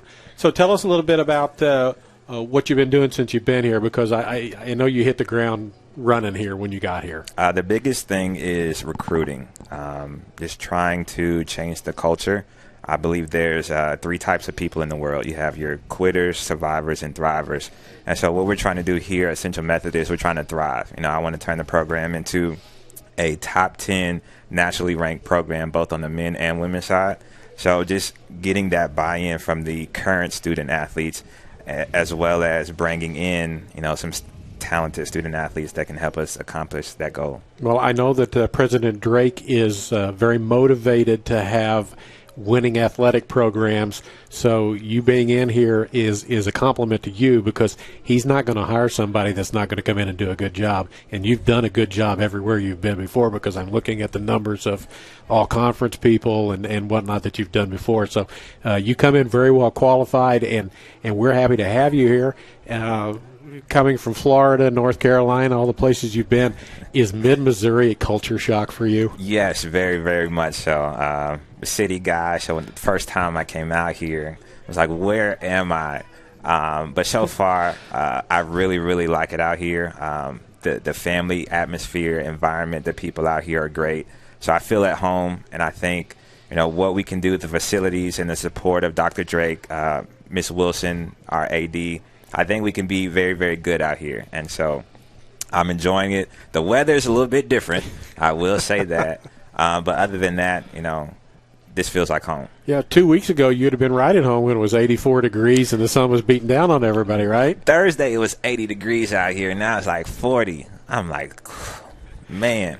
Jim Ray and I were both over at Kemper Military School in Boonville when it was functioning, and there would be football players would come up from Florida, and it's 50 degrees outside, and they're looking for sweatshirts and jackets and everything else. And then the first time it snows, they're out playing in it because they've never seen it before. So, right on. Welcome to mid-Missouri, and welcome to 48 hours ago it's 84 degrees, and now it's 40 degrees. So welcome to Missouri, because it goes like this on a regular basis. Yes, sir. So it's great to have you here. I know you're looking forward to it. Do you have anything this fall? Do you have an indoor season or anything that you do through the fall, or are we looking at the spring as when things are really going to cut forth for you? So right now we're almost through with cross-country. We have 2 more weeks until we have our cross-country championship in Kansas. And then indoor season is still kind of up in the air. Depending on COVID and, facilities and limitations like that, we're still trying to figure out if we're going to have an indoor season. We'll definitely have an outdoor season, but, we take indoor one day at a time. I understand. Well, I know that there are certain things. The facilities here are pretty good at Central Methodist, and they're always being upgraded. And I just, what made you look at Central Methodist and say, that's where I want to go? The opportunity, for one, and then 2, the resources, and 3, the visions align. So President Drake, he's very, very big on, athletics and wanting a winning program. And I wanted to be somewhere where the administration supported athletics. That's very, very important to me. So this is my passion. I enjoy track and field. I love it. I eat, sleep, and breathe track. So just having the support and the resources available made this very, very made the opportunity very, very good. Yeah, but so we were talking a little earlier about the band. I was here 3 or 4 years ago, and there were like 10 or 12 people in the band, and that's grown. And I think the same thing is going to happen with the track and field and the cross country here, that you're going to grow this program because you're a very enthusiastic young man. I suspect you're a really good recruiter because you have that look of, I know what I'm looking for, I know what I want, and when I'm going to find it, I'm going to go get it. Oh, most definitely. So I suspect that the track and field program, the cross-country program, very good hands right now, and that you're going to grow this program as President Drake wants to grow all the programs, and you're going to take us from where we are to a new section for us. So very happy to have you here, Coach Anderson. It's been a pleasure to talk to you and your wife being here with you. And you can stay up here for as long as you want. If you're warmer here in the booth, it is a little warmer than it is outside, but not a whole lot. We've got about 2 minutes or so before the start of the second half. We'll probably take a break or two and then come back with halftime statistics here on the Eagles Sports Network.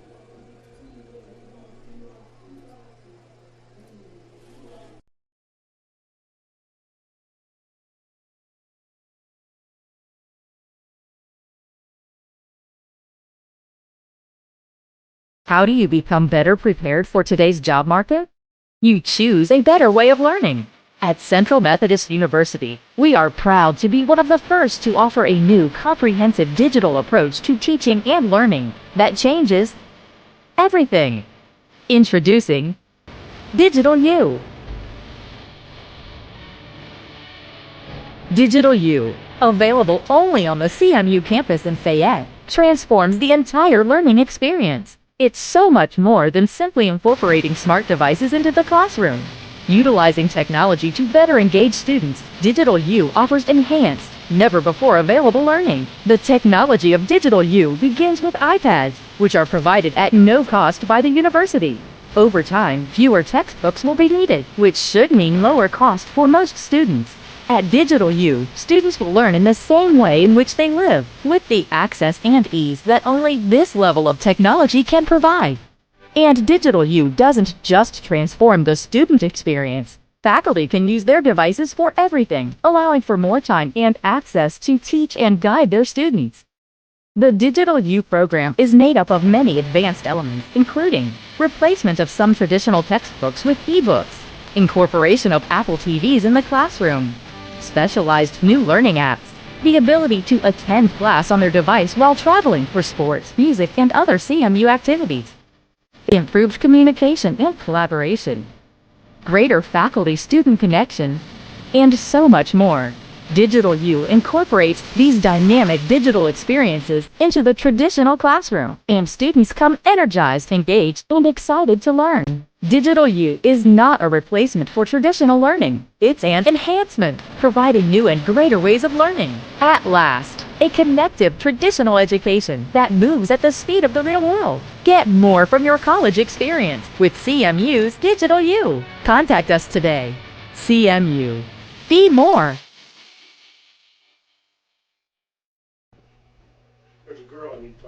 All right, we are back at halftime at Central Methodist with Benedictine ahead 14-0 as they scored the first two times they had the football, and we're underway with the second half, and the kickoff is fumbled, and we'll see who recovers it as the Eagles had the ball, lost it. Benedictine saying they got it. Their offense is walking out onto the field.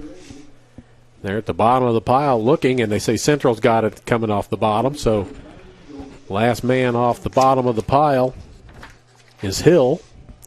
He's probably the one who had the fumble. 14-0 is our score. Rushing yards in the first half. Benedictine 101 yards rushing. Central Methodist -7. 127 total yards for Benedictine. Total yards for Central 49. So the Eagles avert disaster to start the second half with a recovered fumble. Brown in the backfield. Quarterback hands it off. Going to pick up a couple of yards on the play. As that's Simmons. He's tackled on the play by number 27, Shepherdson. Gain of 2.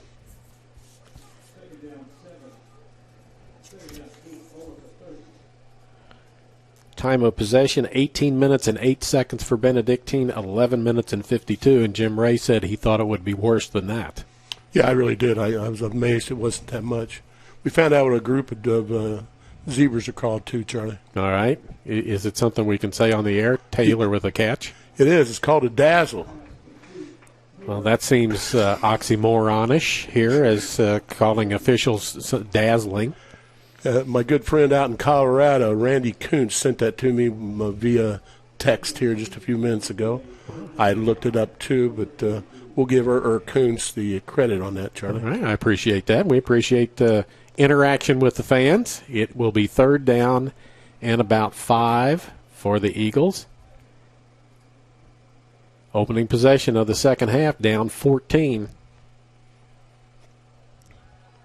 Looking left. Sacked on the play. And they're saying that the Benedictine came up with the ball after the sack, but it's going to be fourth down. He just boom, that guy was on him quick.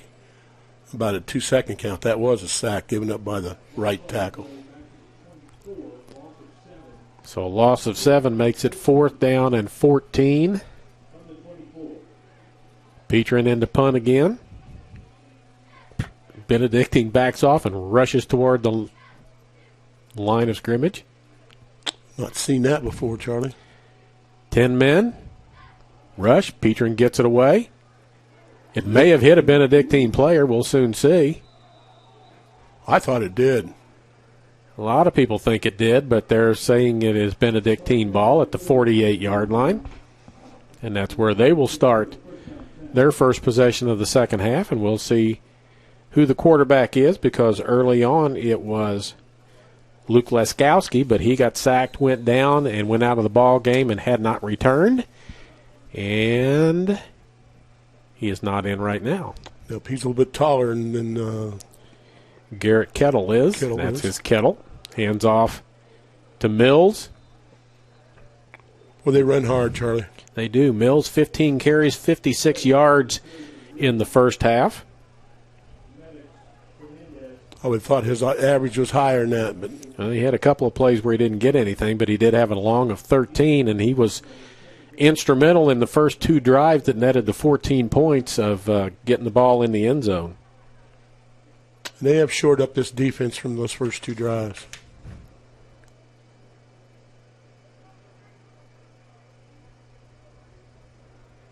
Mills with a touchdown.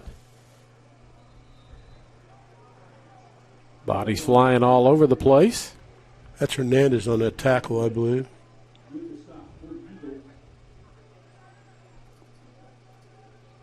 Still going to be third down and about 6. Yeah, Anthony Hernandez on that tackle. Came Make it flying 5. in there. Excuse me, Charlie. Well, that's fine. He is the leading tackler for the Eagles. He's got 38 tackles on the season. Not a big guy either, 5'10", 205. Runs well, though, for a linebacker. Tough as nails. Third down and a long 5. Kettle in the shotgun. Drops the ball on the ground, and the Eagles say they've got it. Missed the handoff. Ball at midfield. And it is an Eagle turnover. 74. Is that Colton Skiles? Colton Skiles, my man from Ava Mo. Comes up, and another turnover. That's a block punt and 2 fumble recoveries. As I look and see. Yep. Fumble lost, 1 in the first half. Now this one, plus the block punt. But the Eagles have not been able, as of yet, to take advantage of those turnovers. We've got a tackle missing out here. Gracious be. No, it's not. Got somebody missing. Well, they've got 13 on the play clock. Now they've recounted, and maybe it's okay. 10. So, Good and God, the official takes a tumble. There's a dazzle. Yeah, there's a dazzling move by the official. I couldn't help it, Chad. That's all right. Brown looks deep. Going to throw the ball to Taylor. Hand fighting, coming back for it, and intercepted. And he makes Ball the was tackle. underthrown. He would have caught that ball. He slipped himself, Charlie. Katavius Taylor did. He slipped, or he'd have come back and got that ball. And Bolware with the interception, but there's a flag back at the 42-yard line. It's holding against the Eagles. Be declined, and the turnover now goes the other direction. Yeah, that's just unfortunate for the Eagles. That's the second turnover of the ball game on interceptions. Well, the CMU Eagle players is having a conversation with the referee, or one of the officials, I should say.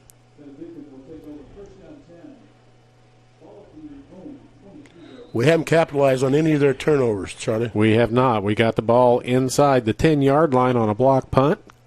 Missed the field goal attempt. Got it on a turnover inside the 25-yard line. Got nothing out of that. That's Mills running hard out to about the 29-yard line. Gain of 5, or almost. Yep, 5 on the play. Let's see if Benedictine just wants to churn this out for a while. It's 11 minutes to go in the third quarter. All the scoring took place in the first 2 possessions of the ball game by Benedictine. We'll be back here in 3 weeks for the last game, which will be Senior Day against Mid-America, as the Eagles hit the road the next 2 weeks at Baker and then at Evangel. We'll be back for the end of that for the last game. Tackling's gotten a lot better as the game moved along.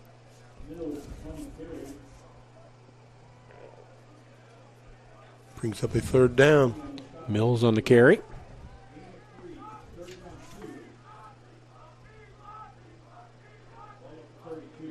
Brandon Molinari involved in the tackle. Third down and a long 1, almost 2. Kettle. Pitch play. Got the edge. Going to be stood up and knocked back as Miles is involved in that, as is Daniels. Stands him up, knocks him back. No forward progress after that first hit, and it will be 4th down. Nice, great defensive stand there by the Eagles. Yeah, it looked like Mills was going to get the corner turn, and all of a sudden he ran into a brick wall. That'll be 4th and 1, and the punt team looks to be coming on.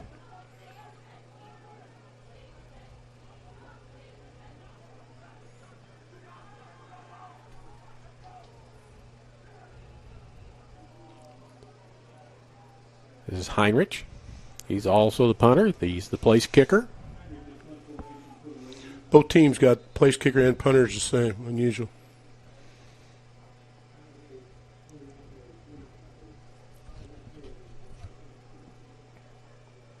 And a 5-yard penalty against Benedictine.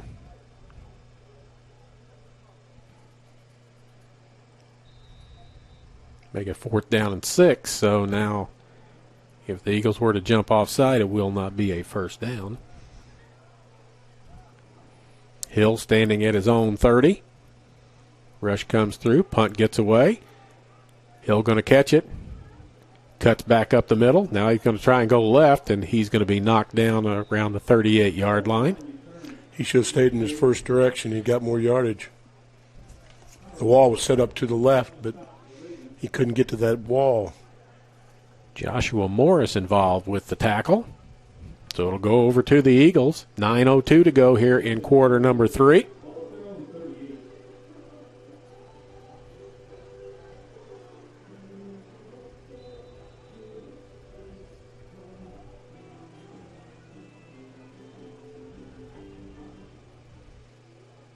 Getting in the Halloween spirit, they play a little bit of the Munsters theme music.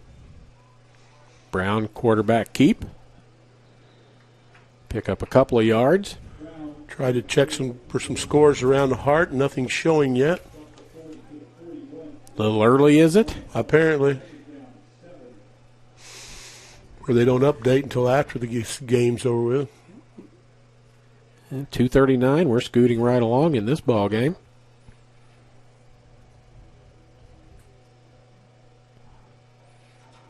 $8:30 to go here in period number 3. Brown. Simmons.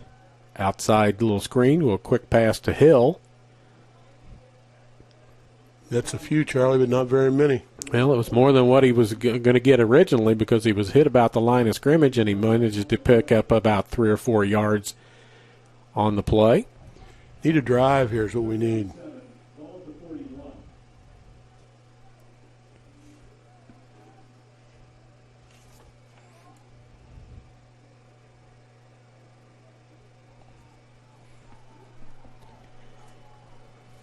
Now the substitute comes running on with 10 on the play clock, so the official going to hold it up to give Benedictine a chance to substitute if they want to. Play off with 2 seconds to go. Pressure again. Throws on the run. Knocked down. It was intended for Taylor, but incomplete.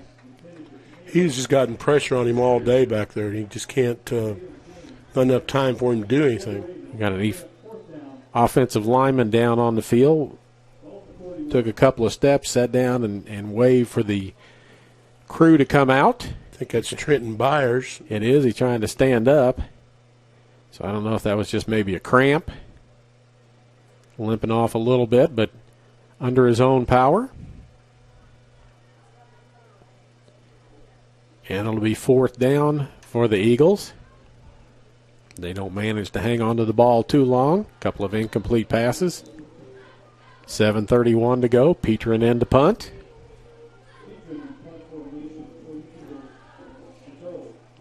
Athletic training crew comes over to look at Trenton Byers. And that's Trevor Ganaway is one of the blockers. All 350 pounds of him. Petrin gets it away under a rush. Backing up, making the fair catch, is Austin Buteau. That was a pretty good punt there by Petrin. Nice hang time. Yeah, especially with the pressure coming right up the gut on him. He's done a nice job. If I look at punting in the ball game, he'd punted 4 times in the first half for 32.5 yards. Average on the... And most of those under duress. Under heavy duress. He's averaging a 33.7 on the year. His longest punt was 62 yards. Fake and a pitch outside. Defense all over that, and a tackle made on the play. That's Molinari again on the tackle. Yeah, they smelt that out pretty good. Yeah, they didn't go for the fake going right, and the pitch came left, and they all held their ground very nicely. And it is a gain of 1 on the play, so 2nd down and 9. After the first 2 drives, the Eagle defense has made adjustments and been pretty good. Yep, hats off to Marty Stewart and his group. Other than the penalties at the end of the first half that pushed the ball down the field, they've done a pretty good job. Run, and Henley comes up and puts a shoulder pad into the running back, and that's Buteau. We've called his name a lot today, Henley. He's playing a nice game. That was Wigand with the carry that took the shot. Gain of about 2 on the play. It'll be 3rd down and 7. And Trevor Ganaway checks into the defensive line. Junior from Marceline. Yes, he's a big man. Pretty nimble, too, for a man his size.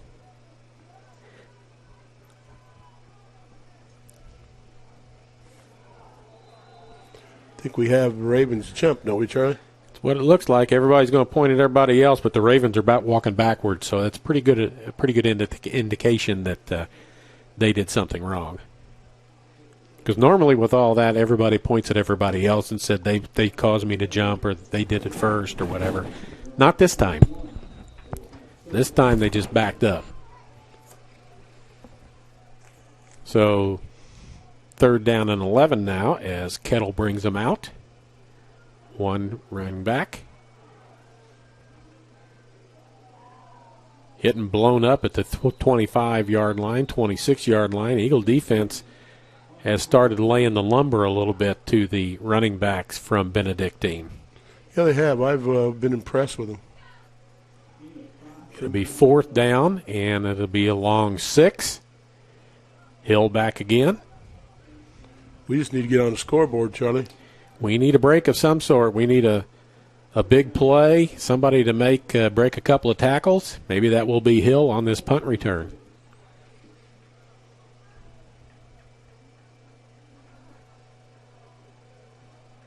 Heinrich gets that one to turn over and backs up Hill to the 25, drops it, picks it up.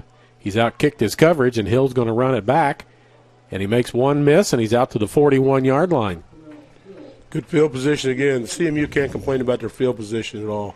Nope, they have done very little with a lot of good field position in this ball game. In the first half, they had 49 yards of total offense. But you could see what the defense did because Benedictine had 127 yards at halftime, and they had that in the first 2 drives. Correct.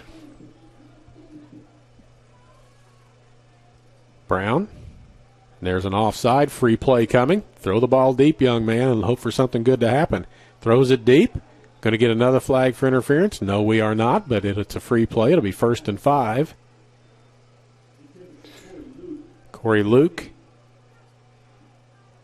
the intended receiver. Some people might have thought that CMU jumped off, but that he was just protecting himself because that guy started to come into him. Yep, and it's offside. What it should be called. Good call by the officials. A dazzling call by the official. By the dazzle of the officials.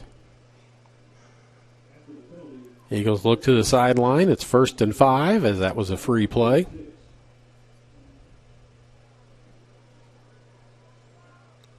One receiver top of the picture. 3 to the bottom. 1 running back with Brown. Number 6, James, almost lined up, walked off sides. Something big might be happening here. I don't know what it is. There's a nice run by Simmons up the middle. Probably into Benedictine territory for a 1st down. Longest run of the game, I think. Brown had one, I believe, longer. Quarterback. A scramble. Yep. And so that's a 1st down in Raven territory at the 43-yard line. Eagles desperately need to do something. We're at 4 minutes and a half to go here in quarter number 3, and they're down 14-zip, and there's another jump and another offside and another free play. This is Williams with the catch. He's going to get down close to the 35, pushing forward. Won't go down, just continues to go. I think they'll take the yardage, Charlie. I think they probably will. It's first and 5 or second down and 2. My math's not good, but I think I'll take second and 2. See your buddy Paxton De Laurent playing catch over here on the sideline. Yeah, he's somebody to look forward to. They're like I said, they're trying to keep him redshirted. I believe he's listed at 6'5". He's got the frame for a big-time quarterback. He gained about 20, 25 pounds from his senior year. They do take the play, second down and 2. And they're offside again. And another free play 3 times in this drive. Brown running, tripped up and down he goes. Ball's on the ground, but it doesn't make any difference as it's coming back, and it'll be a first down for the Eagles as Brown doing a hard count or something has gotten them offsides 3 plays in this drive. 3 in a row, isn't it, Charlie? It is 3 in a row. He's limping a little bit. That tackle hit him right there at the ankles. I believe that's going to be a first down, isn't it, Charlie? It should have been. It was second and 2. So it is a first down. Just getting into red zone territory. Need more than a field goal attempt here as we're under 4 minutes to go here in period number 3. Got plenty of time, but we do need a score here. We're going to get these gifts very often. Yeah. Taylor top of the picture. Luke bottom of the picture. Hand off to Simmons up the middle. Line pushes. Pushes him down inside the 25-yard line for a nice first down gain, and we got an offensive lineman down again behind the play, holding on to his arm, and the official blows the whistle for an official's timeout.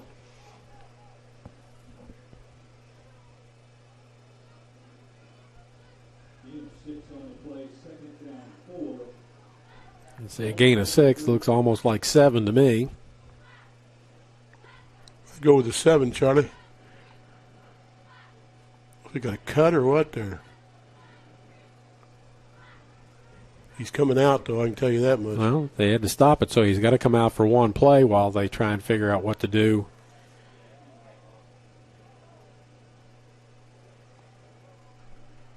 $65, Jim Ray? I believe that's correct. Either 65 or 56. I'm going to go with 65. That's Colton Dame. Yep. Offensive lineman again from Fairgrove, Missouri. Sister goes to school here, too. She's a freshman.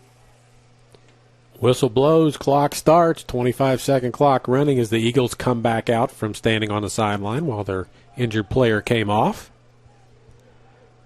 They've got 10 on the play clock, and Brown's got them set and ready to go. No, he doesn't, and they're going to have to take a timeout. As the official started the play clock while the Eagles were still on the sideline. So Central going to have to use one of their 3 timeouts here in the second half. Those timeouts are kind of precious, Jim Ray, in the second half when you're trailing, and we use one here. Yeah, they are. I mean, if we're down 14 points, they happen to score here, be down 7, and then you need that timeout maybe to stop that clock for a winning drive or just a tying drive. And try and get the ball back. But they've only got 2 to work with now. And we don't have a 2-minute warning here in college football. We do not, and it looks like replacing the injured players, Nathaniel Marshall, junior from Pico Rivera, California. Must be a transfer out of junior college, would be my thought on that. And I think he's coming in, and he is the center. He took a couple of snaps on the sidelines. This is always something to watch because when you change those centers, Yeah, and adrenaline might be flowing a little bit with him as well, getting in the ball game. So, and somebody flinches. Guard.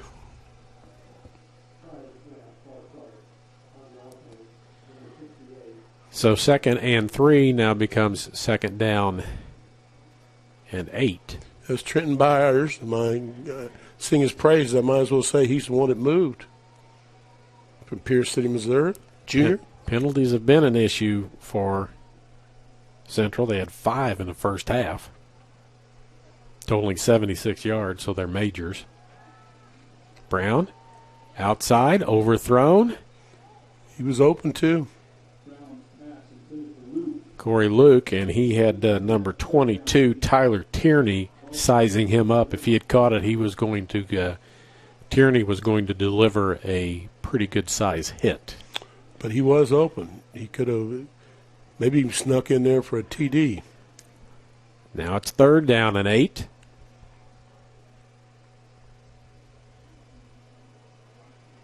Definitely 4-down territory.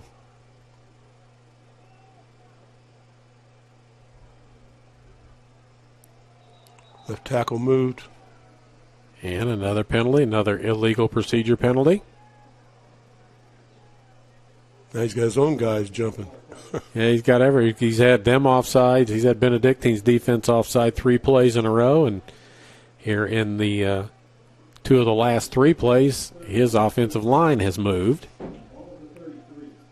And now instead of 3rd and 3, it's 3rd and 13. It was 2nd and 3, wasn't it, at one point? It was, and then the incomplete pass, and then there was a penalty, an incomplete pass, and another penalty. I wouldn't be surprised to see them go for it on 4th down if it's something manageable. Throw into the end zone into triple coverage. 4 defenders around 1 Eagle receiver, and it's 4th down as it falls incomplete. Yeah, I'd look for Coach Callaway to go for this. I say that, and here they come on. Yeah, punting team's going to come on. Whistle blowing. Let's see what they stop it for.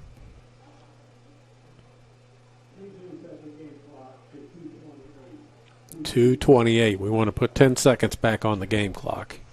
This quarter has flown. It has gone pretty quickly, as has a lot of this ball game. Yeah, it's been real quick. A lot of running plays. Not a lot of passing plays, and the clock just continues to run. Petrin. He's been under pressure most of the day, punting-wise. And there's another penalty as the defender fakes coming across, and wingman on punt formation moves, and another 5-yard penalty. 3rd penalty of this series. That won't hurt the Eagles at all. Backs them up 5 yards. Gives them a little more punting room. Petrin now standing at his own 46. Deep man standing on the 10-yard line over his head. He's going to let it go.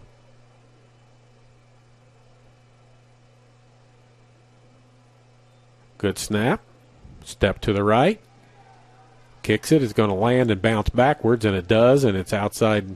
It's about the 21-yard line as Edwards downs it there. He's had, we've mentioned his name a lot today. Had some tackles, blocked a punt. It was about a 20-yard gain there, wasn't it, Charlie? Yeah, he punted it about as far as they needed to go for their 1st down. Yeah. He turned it over, and it backed up on him instead of bouncing and heading towards the end zone. It checked up like one of your golf shots, Jim Ray. Yeah, they never checked up too much, but the people I coach, now they could check it up pretty good. There you go. Mills up the middle, his best run of the second half. I don't look for anything fancy out of Wilcox here. Well, he's got 14-point advantage and the ball with the clock running, so I don't know why he would do much of anything other than just the element of surprise being involved. That's a gain of 8, so 2nd down and 2 with 1:53 and counting. Kettle in relief of Leskowski. There's Mills again, tiptoeing through and getting a 1st down before he's pushed back. Daniels and Henley in on the tackle, but not before a 1st down for Benedictine.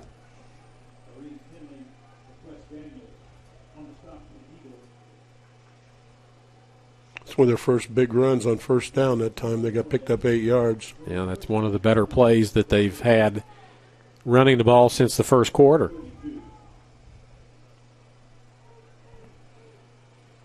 Clock running. Kettle under center. Mills behind him. Hand off to Mills. Not going anywhere much this time. Offensive line trying to push. Defensive line pushing back. And nowhere to go there. I think the CMU's defensive line won that battle. I'd say so. It's second down, and they haven't moved the stick much. So they did move it a little bit, so we'll call it 2nd and 9. Long 9, Charlie. It is a long 9. And the ball is just beyond the 32-yard line. Daniels threatening to blitz. Mills the ball carrier. He's out to about the 34, just short of the 35. Henley on the tackle. We keep saying some of these names over and over again, but they are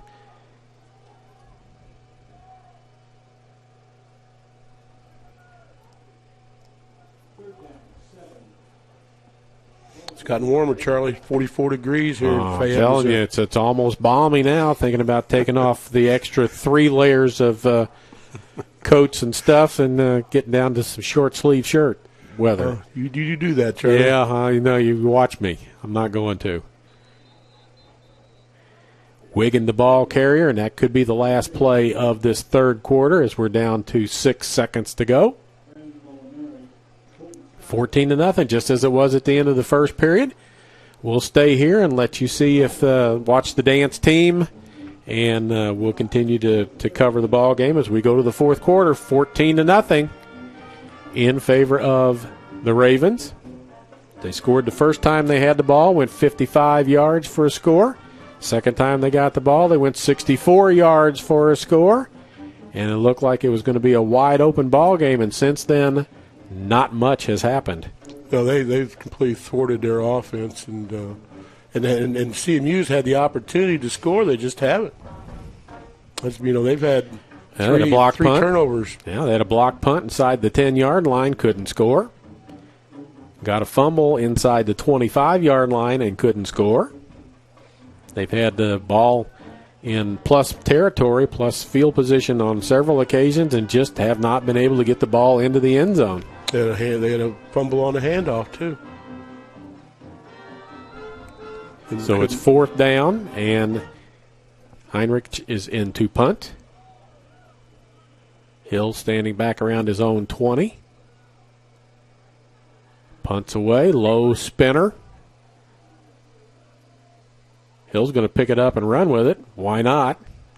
And he's got a little bit of room, and he's out to the 35-yard line before he's tackled.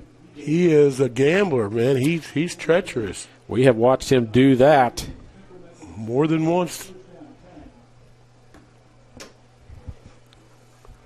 He has done that several times this year where we've kind of cringed when he's reached down and picked that thing up with a lot of pressure around him. On that occasion, it was sort of like the punt coverage team just let up a little bit, thinking it was just going to bounce and roll around, and he reaches down, picks it up, and has a little gap to get through. He has a lot of nerve. He's gutsy, I'll say that much.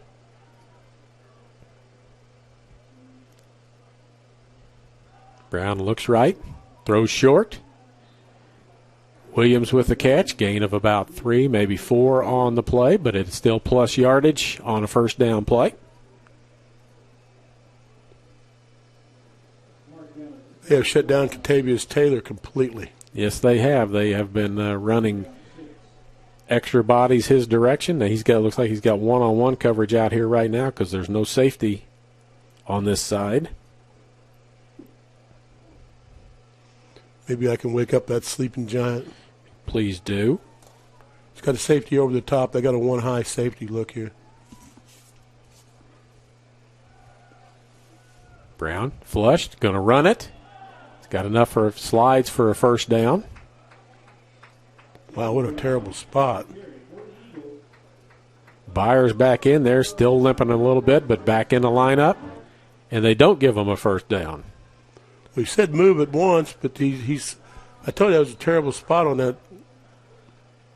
Yeah, they're going to move it, but it didn't look like it was a first down even from where they marked it. They marked it looked like about a yard back of where I thought the slide started. But that's what I get for thinking. Yeah. That's why players play, coaches coach, and officials officiate, and announcers announce. We're at the bottom of that totem pole.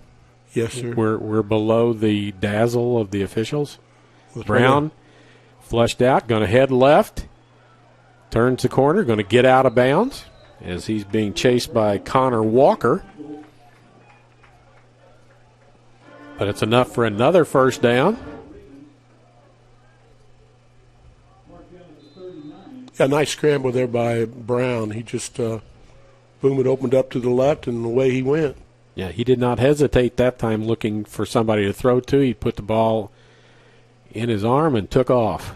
He's probably the leading rusher in tonight's game, this afternoon's game. I would guess you were correct. First and 10 from the 39-yard line in Raven territory. Simmons with a handoff.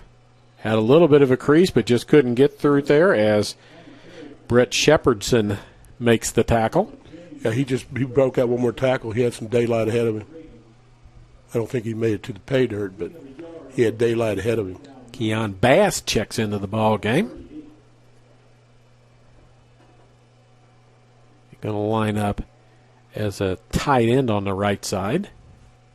Hill in motion. Resets on the right. Second down and 8.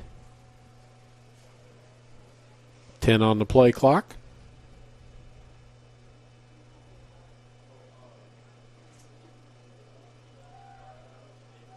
Sack this time. That's Shepherdson, I believe, with the sack. Yep. It's his second sack of the ball game. 8.5 sacks on the season for him now. This is game 6 for them. Correct. Loss of a couple makes it third down and 12. Under 12 minutes to go in this fourth quarter.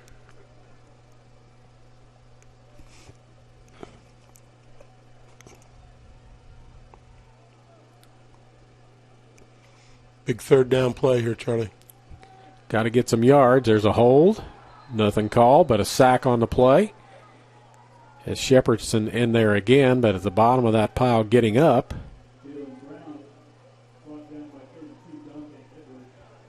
It was just a Coke break. Everybody was boom out of there. Dante Edwards with the credit for the sack on it, and it's fourth down and 20. Never seen a personal protector that big. He's in the middle this time. Previous, I think he was on one of the end positions in the 3 right in front of the punter. After all, all 3 of them people out there are pretty good-sized lads now. Yeah, and a timeout called by Benedictine. Their first of the second half. Makes a pretty good width to try to go around, doesn't it? It does for a fact. Be back here again in 3 weeks. Next 2 weeks on the road for the Eagles as they head off to Baker University next week for a 1 o'clock kick. And then after that, at Evangel at a 1 o'clock. And then back home for the season finale, which will be Senior Day on the 14th. It's a 1 o'clock start. As I look for, and I'm going to read our things again, as I want to thank our corporate partners for their continued support of CMU Athletics, MFA Oil, the Braun Home, Jennings Premium Meats, Community Auto Sales and Service, AirLink, Drury Hotels, and Missouri Pacific Lumber. While you were gone last week, Nick Thomas and I were talking about the Drury Inns. That was always one of my favorite spots to stay when my son was playing competitive baseball. Well, they give you a pretty good meal, and they give you a free meal in the evening and a lot of popcorn and free soda all day long. And I guess you get a couple beverages of choice in most of them. You do for a fact. I have frequent those. My wife, as we traveled around with Lindy, with her travels in softball and soccer, and Alex in soccer. There's another high snap. Petrin gets it away again. Coming up to take it. A nice tackle there. Buteau with the catch. Daniels on the tackle. It was my son and I were coaching a 14-year-old traveling team one time, and we were staying at a Drury Inn, and everybody, you get 2 complimentary beverages. They give you a ticket for 2 complimentary beverages. The parents all came by and dropped their tickets off on our table and told them that they thought we needed those more than they did. It had been a rough day of coaching baseball. We appreciated it. There's a false start against the offense as the penalties continue to mount up here. That's against Benedictine's offense. 10:39 to go. Benedictine happy to run the football, run the clock, get to the end, and head back home. Clock is their friend, not ours. Kittle with a handoff to Mills. Nothing much going on there. Mills going to go out. And Wiggin going to check in. CMU stacking the box is what they're doing. That's why they're not having any success running the football. And Benedictine's not wanting to throw it now, which I don't blame them. I'd be sitting on my 14-point lead. In the first half, Benedictine was 4 of 10 passing. It's not their forte. Here comes an end around. And that's Buteau, and he is tackled. Henley with a tackle. That did not do well for the Ravens. Did not fool anybody with that. Loss of a little bit on it. It's now 3rd down and 15. Eagles look to get the ball back in Benedictine territory.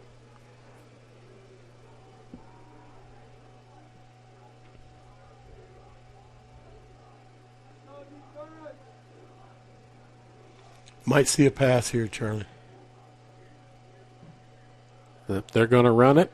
Stacked up in the middle, holding on for dear life. Eagle defender, and it'll be 4th down and still about 14 or 15 to go. It'll be great field position for the Eagles again.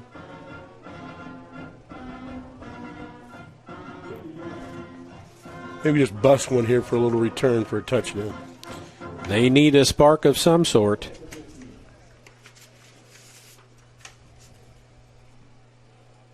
Be punting out, standing right on his goal line right now.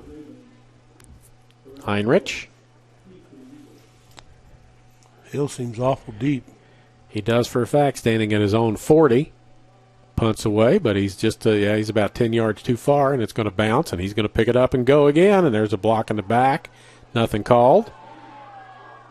Some nifty running there. There's a flag from across the field there. At least I thought that was the flag I saw flying in there. Could be number 6's bright yellow shoes out there. Well, maybe it was a bean bag. Maybe marked that from a bean bag. Jalen James. Nope. Out there with his multicolored shoes. No flag. Brown back at quarterback. 8:20 to go in the 4th quarter. Eagles trail by 2 touchdowns. Handoff. Simmons. Head of the hole back to his right. Connor Walker holding on down around the ankles. Need to go a little hurry up here. You got to score twice, and you got 8 minutes to do it. Plenty of time the way the defense has been playing, but the offense has got to move it along a little bit. But you haven't scored in 50-some minutes. You have not.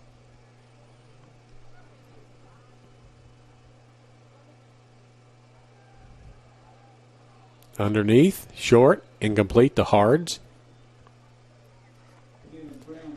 Throw the ball low to a 6'7" guy.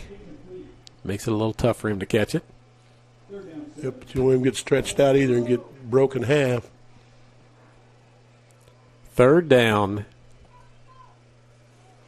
3 and outs, not what we need here. They'll probably go for 4, probably in 4 down territory. I would suspect down to 14 points, not much sense in punting and getting, 15 yards of field position. Spin move on the outside. Brown eludes that, throws the ball long to Taylor. He turns around, and he can't get to it. He had a little opening over that right side. That time it might have been a good time to scramble to pick up that first down. Catavius Taylor, the intended receiver, was open, turned one way, ball went the other way, and so he couldn't get to it quick enough. And it's 4th down, and the Eagles line up to go for it. I don't think they have any choice. Sun comes out here at Davis Field, Charlie. Yeah, that's nice. Yeah, do you just run a little button hook down and out, something to get your 7 or 8 yards and move the sticks? Yep, you come use what I call a comeback. Same thing about a button hook. Back in the day it was called button hook. Going to throw the ball long. Taylor, it's out of bounds. He can't get to it, and ball will turn over to Benedictine with 7:24 to go in this 4th quarter. Just can't get anything going offensively. That's the name of the game here. Nice job by the Ravens defense. Again, have not seen Luke Leskowski since the first half. He was sacked on the play, took a knee, went to the sideline, and we have not seen him since as Garrett Kettle continues to run the offense. Take away the first 2 drives, the score would be 0-0, wouldn't it, Charlie? Yeah, it would be pretty close to that. Kettle fakes a handoff and takes a slide and is hit as he slides by Henley, and they're going to call that a penalty. Well, he slid there awful quick. He was almost already. And he's behind the line of scrimmage. What do you expect a defender to do that's lining up to make a tackle? How do you pull off of that? No, I didn't like the call. It's going to be 15 yards down the field. And a first down. Correct. They'll mark it from the line of scrimmage, 15, which was the 37, so it would be about the 48-yard line. About 52, Charlie. At the 52-yard line, yes. And we're playing Canadian football rules right now with an extra 5 in the middle. This official he's ready to get this game going. 52, yeah. What am I talking about? I'm crazy. I'm the one. Your math was good, though. Oh, it was right. I know. 47. Been a long night, a long day. Football game last night, another one this afternoon. Yeah, football game last night was pretty much kind of like this one was. A lot of scoring early and then not much after that. Carbon copy. Mills going to be tackled by Daniels. Little thing going on over here in the sideline, one of the CMU players and the Raven. No call by the official. Hernandez involved with the tackle as well. No gain. 2nd down and 10. 6:30 to go in this 4th quarter. Yeah, we're going to have a turnover in there unless they fumble because they're not going to throw it. We need a pick 6 or a strip and go. Yeah, scoop and run.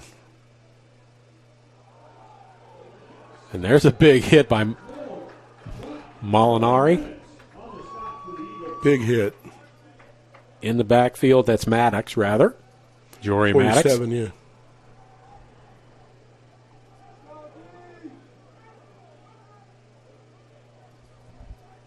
Six foot 240 he's put together, to say the least. And he blew that play up in the backfield. It's a loss of 2 on the play, so 3rd down and 12. And I don't know that we'll see a designated pass. Anyway, there's a handoff to Mills. Can't get around the corner. As the defense holds their ground. And that's Hernandez, Anthony Hernandez, the leading tackler for the Eagles, with another stop. And it's 4th down and 11.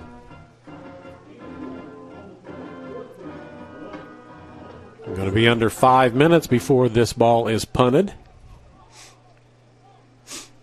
Hill back again deep for the Eagles. Coming up on the 5-minute mark right now. Still got 6 on the play clock. They're going to run it all the way down. Snap it with 1. Get the punt away. Hill going to let it bounce and roll inside the 10, inside the 5.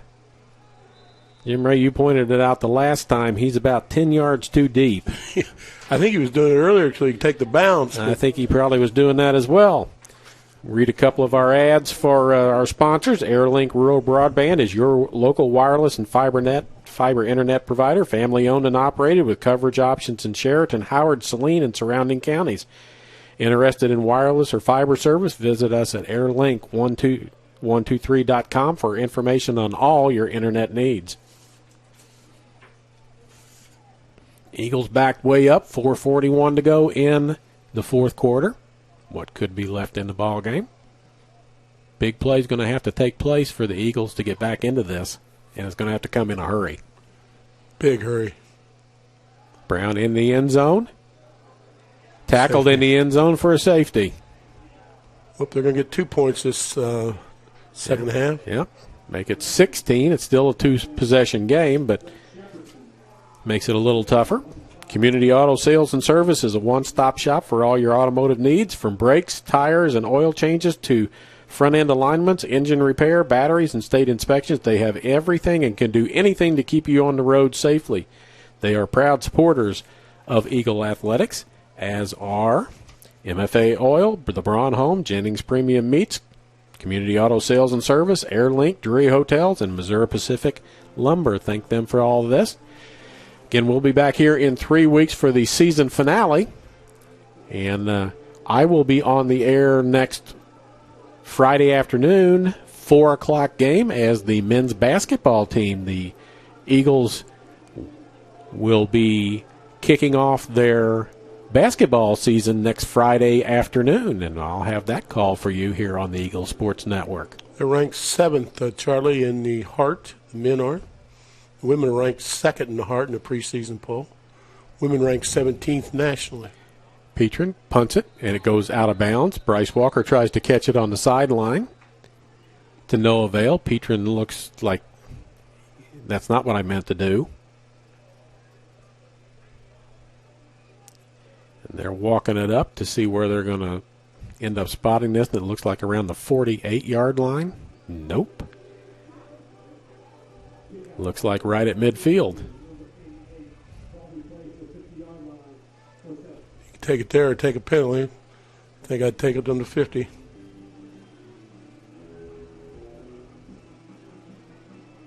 Going to put it down, right hash, 50-yard line. 4:28 to go.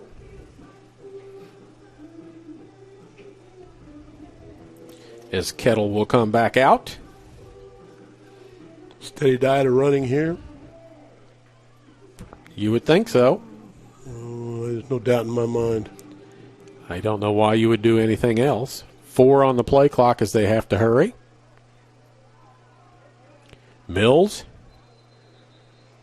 Colton Skiles on the tackle, 74. Eric Mays also involved. Gain of 1. Second down and 9. 4 minutes approaching very quickly here in this fourth quarter. But they need a miracle here at Davis Field.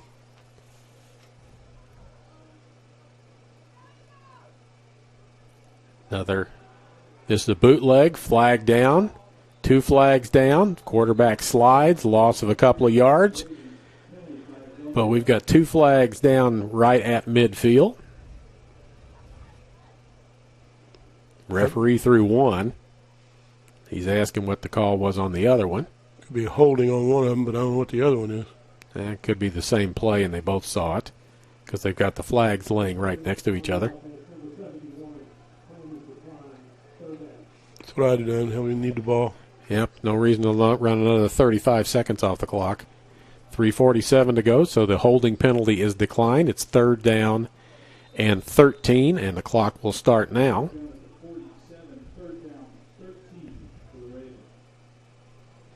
I don't know why the Ravens are in a hurry to get to the line of scrimmage and snap this. Kettle with 10 on the play clock. Snaps it with 8. Going to hand off on a draw play. And picking up the first down on 3rd and 13 is Mills. Yep, exactly what you didn't want to happen. Rayshawn Mills with,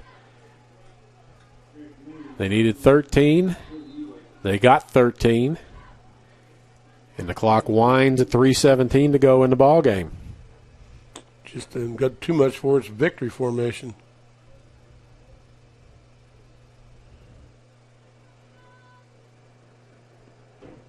John Tyler Polk checks into the lineup for the Eagles. A local connection in Boonville, Missouri. The Polks are big Pirate football supporters and Eagle supporters. Nice tackle. Wigand, tackle behind the line of scrimmage, will lose a yard. It's more Maddox on that tackle, number 47. Clock going at 2:33. 25 on the play clock.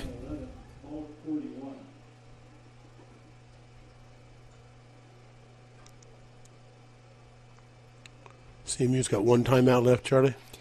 Scoreboard says they have 3, but they haven't changed that regardless of anything else. Only part of the scoreboard seems to be working anyway. Hand off to the up man. Will Miles has him. And nothing doing there.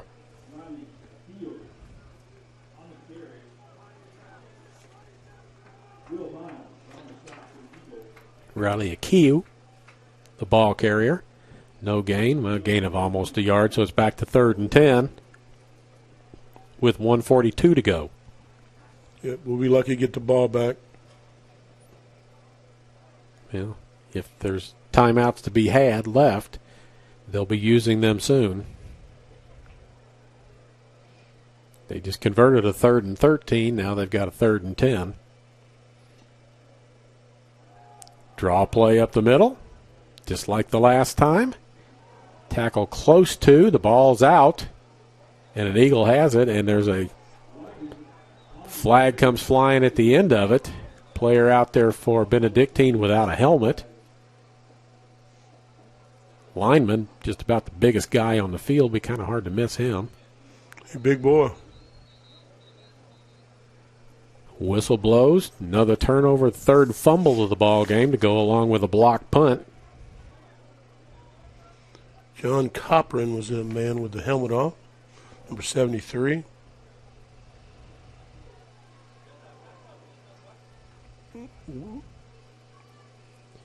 Let's see what the penalty is. It came post-possession change.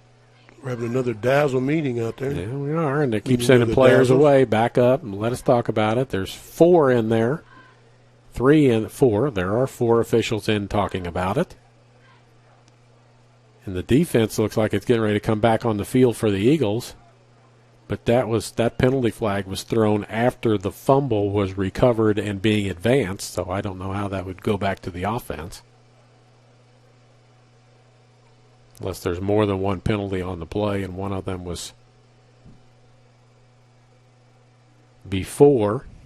They're calling it a first down. No, I guess that's going to be. They're going to mark it where Central was tackled, where the ball, where the.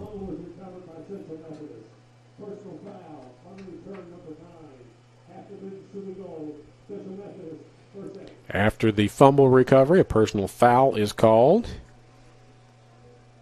against the Eagles. So it'll back them up from where they recovered the ball. Just 85 yards to go, Charlie. Twice in 1:11. We're talking about an onside kick there after that score. Yeah, but we'd probably recover it and have a.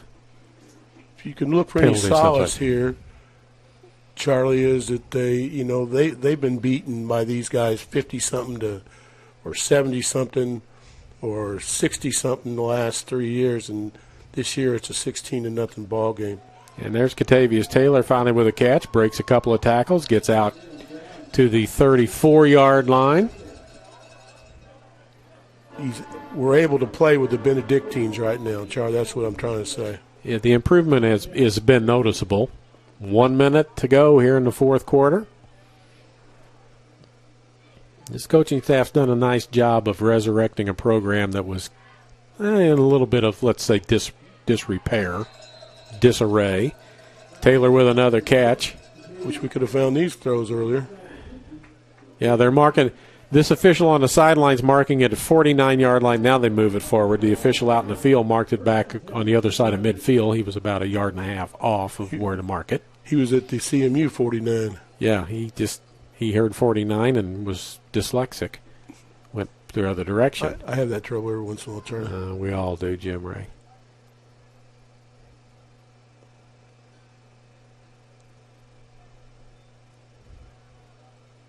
Brown. Out of the pocket, still looking, throws it away. 39.6 seconds left to go. 16-0. It was 14-0 at the end of the first quarter. 14-0 at half. 14-0 at the end of 3. A safety here in the fourth quarter makes it 16-0. Central trying to get on the board and get the 0 off of there before the end of the ball game. Reason to go home with a goose egg. Had a 20-yard field goal attempt. Snap was a little high, threw the timing off, and it was wide left. That's their best scoring opportunity of the day.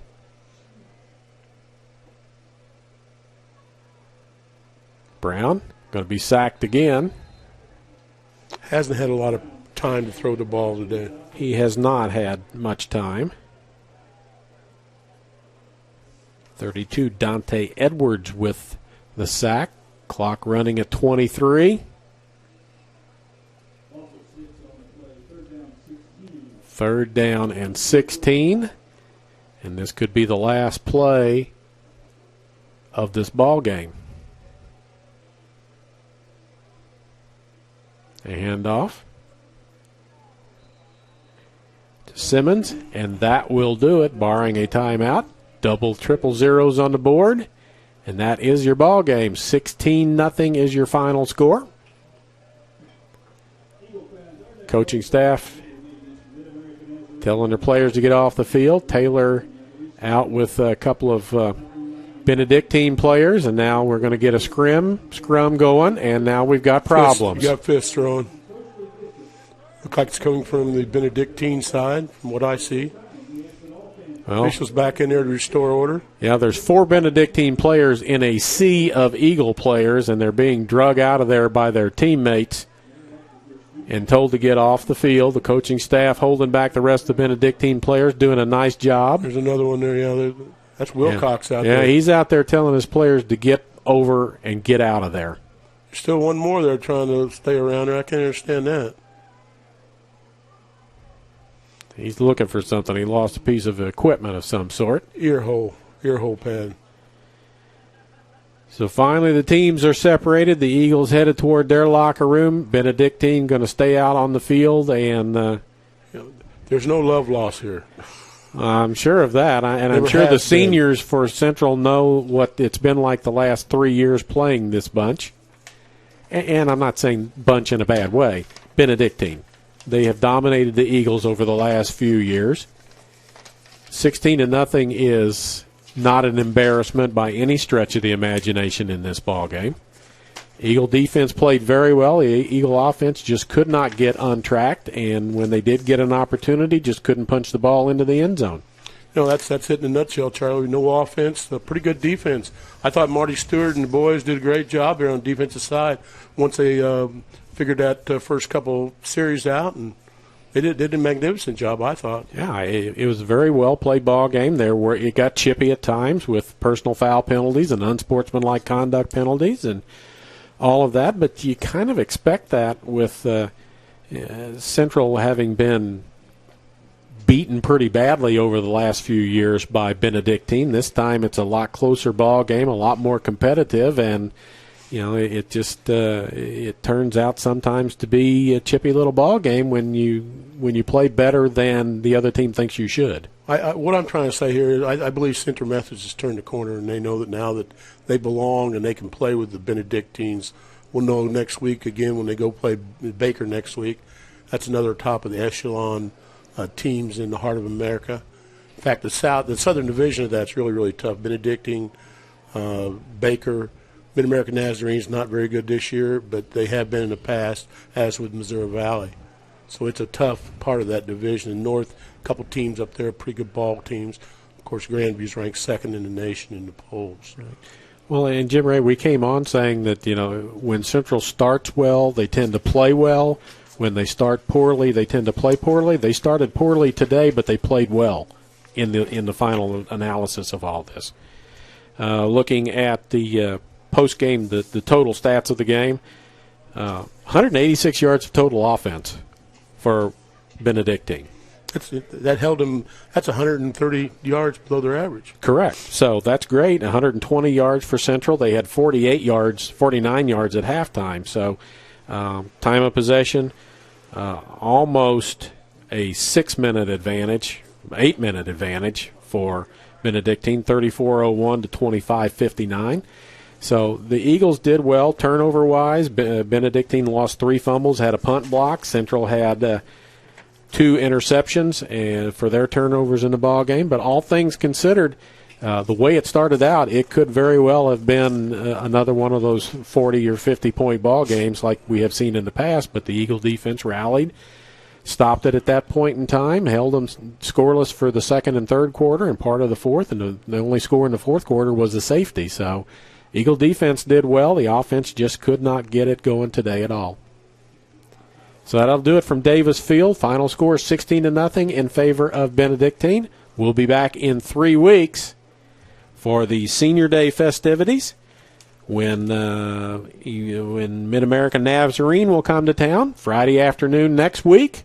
I've got a game at 4 o'clock, basketball game. The Running Eagles of Jeff Sherman's will make their season debut here in Fayette at Puckett Fieldhouse at 4 o'clock. So we'll be on the air for that. Come back and take a look and check out the new version of men's basketball here at Central Methodist.